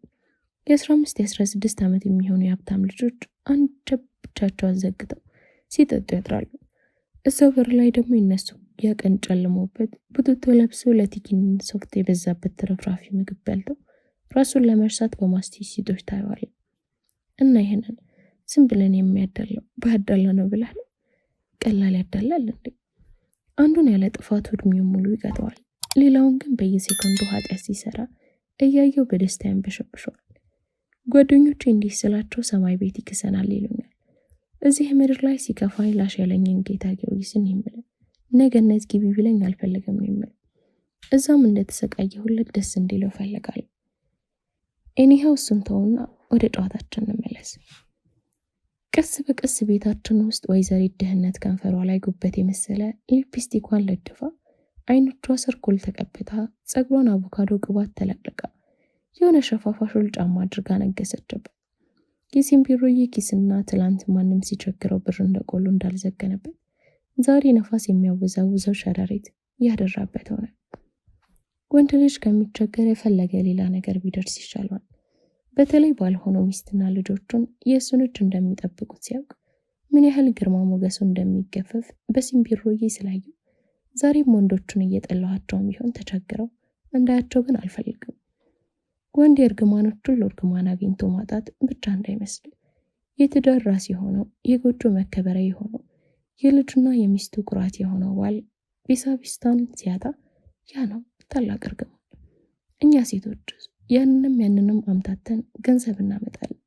እናንተ ወንዶች ግን ምንም ማድረግ ስለማትችሉ ቶሎ ነው ተስፋ የምትቆርጡት። ወንድ ልጅ ተስፋ ቆረጠ ማለት ደግሞ የቤተሰቡ ማፈሪያ ሆነ ማለት ነው። ስለዚህ ወንድ ልጅ አይቸግረው፣ ወንድ ልጅ አይጣ። ከዛለህ እሱ አቅሙ ተማጦ ምንም ማድረግ የማይችልበት ደረጃ ላይ ሲደርስ የሚላስ የሚቀመጥ ከቤት ይጠፋ።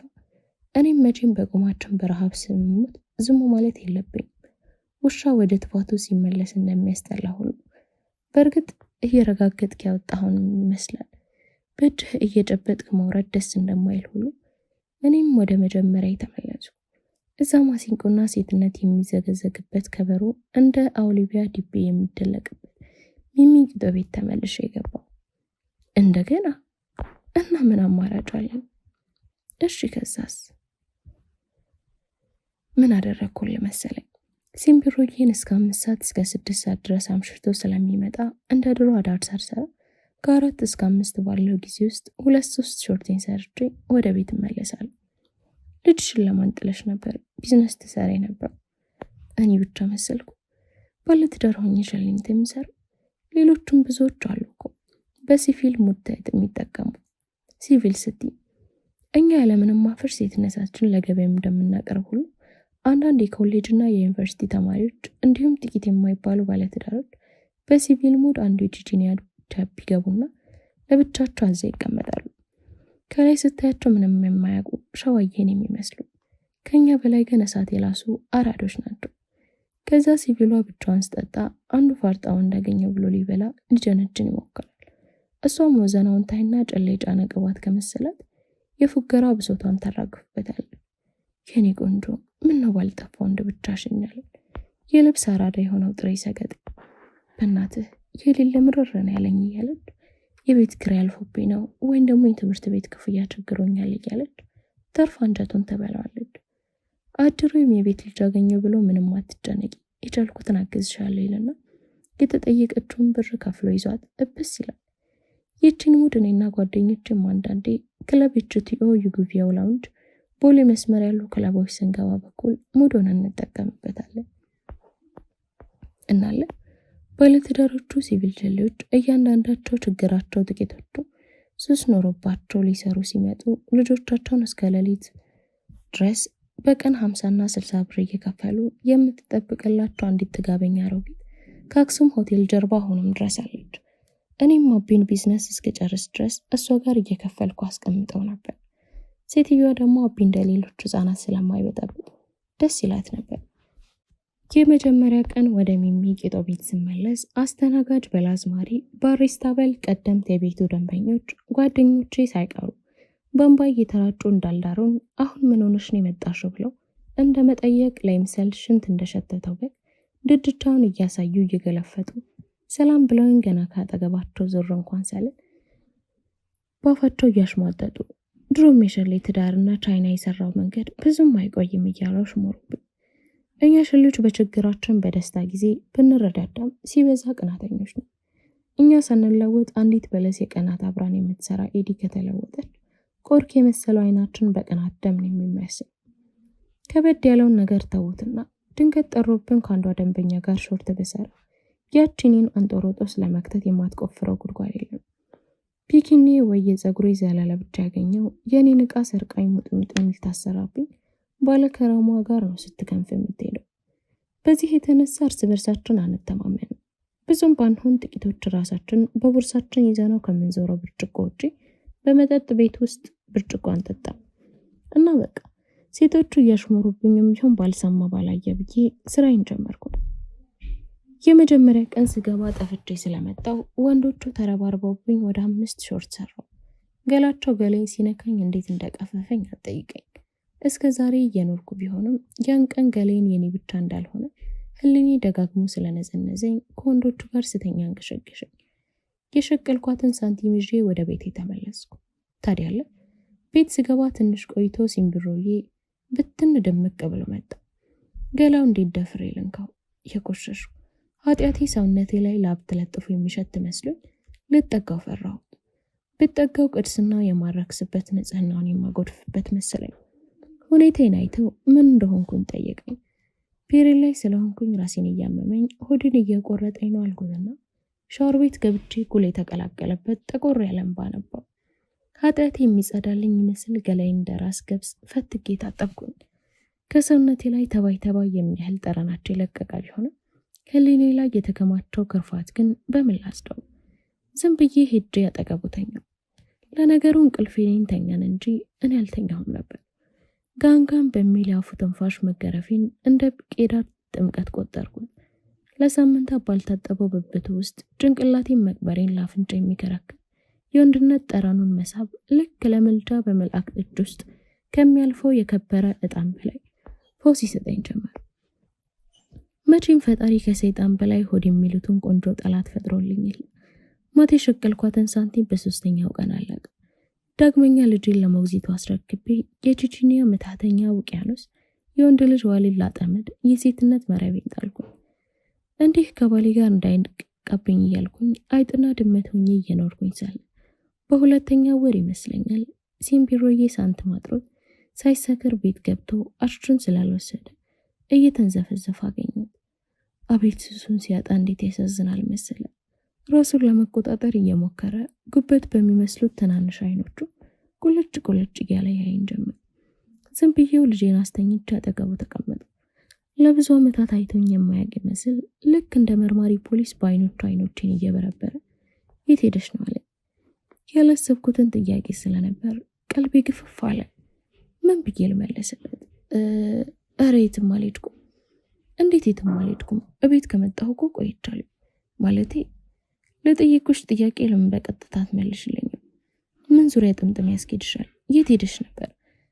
እስከ ዛሬ ጮሆብኝ የማያውቀውን ጮኸብኝ። ተስፋ ሲቆርጥ ነው እንዴን መቆጣጠር ትዝ የሚለው። ከሱ ውጭ የትም መሄጃ እንደሌለኝ እኔም እሱም ስለምናውቅ ዝም አልኩት። ቀጠለ። ሰሞኑን ገንዘብ ኬት ነበር የምታመጭው? እኔ አሁንም ዝምታ ካዋጣን እሺ ብሎ ወደ መኝታ ቤታችን ገብቶ ተኛ። የሰው ልጅ በድላችሁት ዝም ከሚላችሁ ቢናገራችሁ፣ ቢሰድባችሁ፣ ቢመታችሁ ይሻላችኋል። ሶፋው ላይ በሌሊት ብቻዬን ቁጭ ብዬ የዝምቢሮዬ ሁኔታ አስጨነቀኝ። ያለ ልማዶ ዛሬ እንዴት ዝም ብሎ ሊተኛ ቻለ? እስከ ዛሬ አንዳችን በአንዳችን ቅር ከተሰኘን ቁጭ ብለን ተነጋግረንበት ችግራችንን እንፈታው ነበር። ዛሬ በምን ምክንያት ነው ዝም ብሎ ሊተኛ የቻለው? መቼም የሀበሻ አፍ ሰው ለማጣላት ሲሆን እንደ መርፌ ሾላልና አንድ ጓደኛው አይቶ ይነግሮት ይሆን እንዴ? አይ እሱ እንኳን አይሆን። ምክንያቱም ቢዝነስ መስራት እንደጀመርኩኝ ቢያውቅ ሲጥ አድርጎ ይገድልኛል። አለም ማይቀጡ ቁጣት ቀጥቶ ህሊኔንም ገሌንም ላይ የማይሽር ጠባሳ ጥሎብኝ የሚያልፈው። እና ታዲያ ምን ሆንኩኝ ብሎ ነው ጸባዩ እንደጠላ ቂጣ በድንገት የተገለባበጠው? ባዶ ግድግዳው ላይ ፍጥጥ ብዬ ሌሊቱን አረጋሁት። የፈጠጥኩበት ግድግዳውን መልሶ አፈጠጠብኝ እንጂ ጭንቅላቴ መፍትሄ አላገኘልኝም ነበር። እንደዚህ ብቻዬን መብሰልሰሌ ለውጥ እንደማይመጣ ስለገባኝ ወደ መኝታ ቤታችን ለመሄድ ከተቀመጥኩበት ተነሳው። እግሬ ግን እሱ የተኛበት መኝታ ቤት ለመሄድ ድፍረቱን አጣው። አይኖቹን ማየት ፈራው። እንኳን አይኖቹን አይደለም ከፊት ለፊቴ ግድግዳው ላይ የተሰቀለውን የተሸጠው ታክሲያችን ላይ የተነሳውን ፎቶ ራሱ ቀና ብዬ ለማየት ፈራው። ተመልሼ ተቀመጥኩ። እዛው ሶፋው ላይ ተኛሁ። ጠዋት እንቅልፌን ሳልጨርሰው ሶፋ ላይ የተኛሁበት ወገቤን እያመመኝ እየተጨናበስኩኝ ነቃሁ። የመኝታ ቤቱም የቤቱን በር ክፍት ሆኖ አየሁት። ላጲ ጡቴን ላጠባው ስገባ የተኛበት አልጋ ሳይነጠፍ አንሶላውና ብርድ ልብሱ መሬት ላይ ወድቆ አገኘሁ። ሲጋራ ሊገዛ ወጥቶ ይሆናል ብዬ ስላሰብኩ እስኪመጣ ድረስ ቁርስ እየሰራው ለጠበቀው ቦርሴን ሳየው ተዘረጋግፏል። የወዳደቁትን እቃዎች መልሼ የከተትኳቸው እያለ ማታ የሸቀልኩትን ብቻ ብር አወጣ። ያኔ ነገሮች በስስም ቢሆን እየገቡኝ መጡ። በእርግጠኝነት ማታ እዛም የሚቂጦ ቤት የሱ የግሉ ብቻ የሆነው ሴትነቴ ለጨረታ ሳቀርብ ሚስቱ መሆኔን የሚያውቀኝ ሰው አይቶኝ ነግሮት ነው።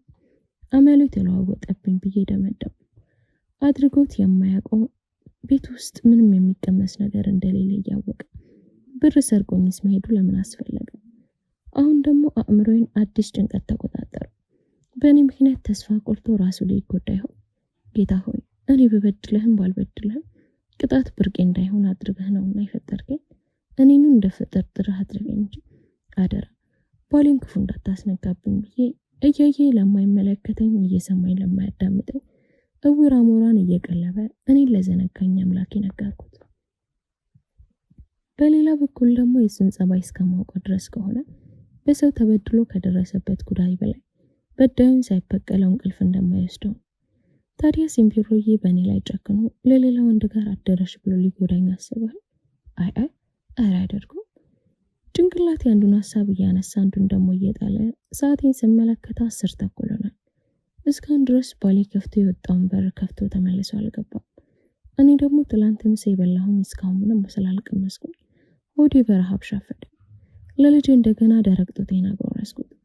ሲምቢሮዬ ማታ ገብቶለት መጥቶ ይደበድበኛል፣ ይሰድበኛል፣ ይጠፈጥፈኛል። እኔንም ኃጢአቴ ስለሆነ ዝም እለዋለሁ ብዬ ስላስብ የሱ ነገር ቀስ በቀስ የሚያሳስበኝ መጠን ቀነሰልኝ። ሆዴ ግን በረሃብ አንድ የወፍጮ ቤት ሞተር ጮኸ። በምን ላስታውስ?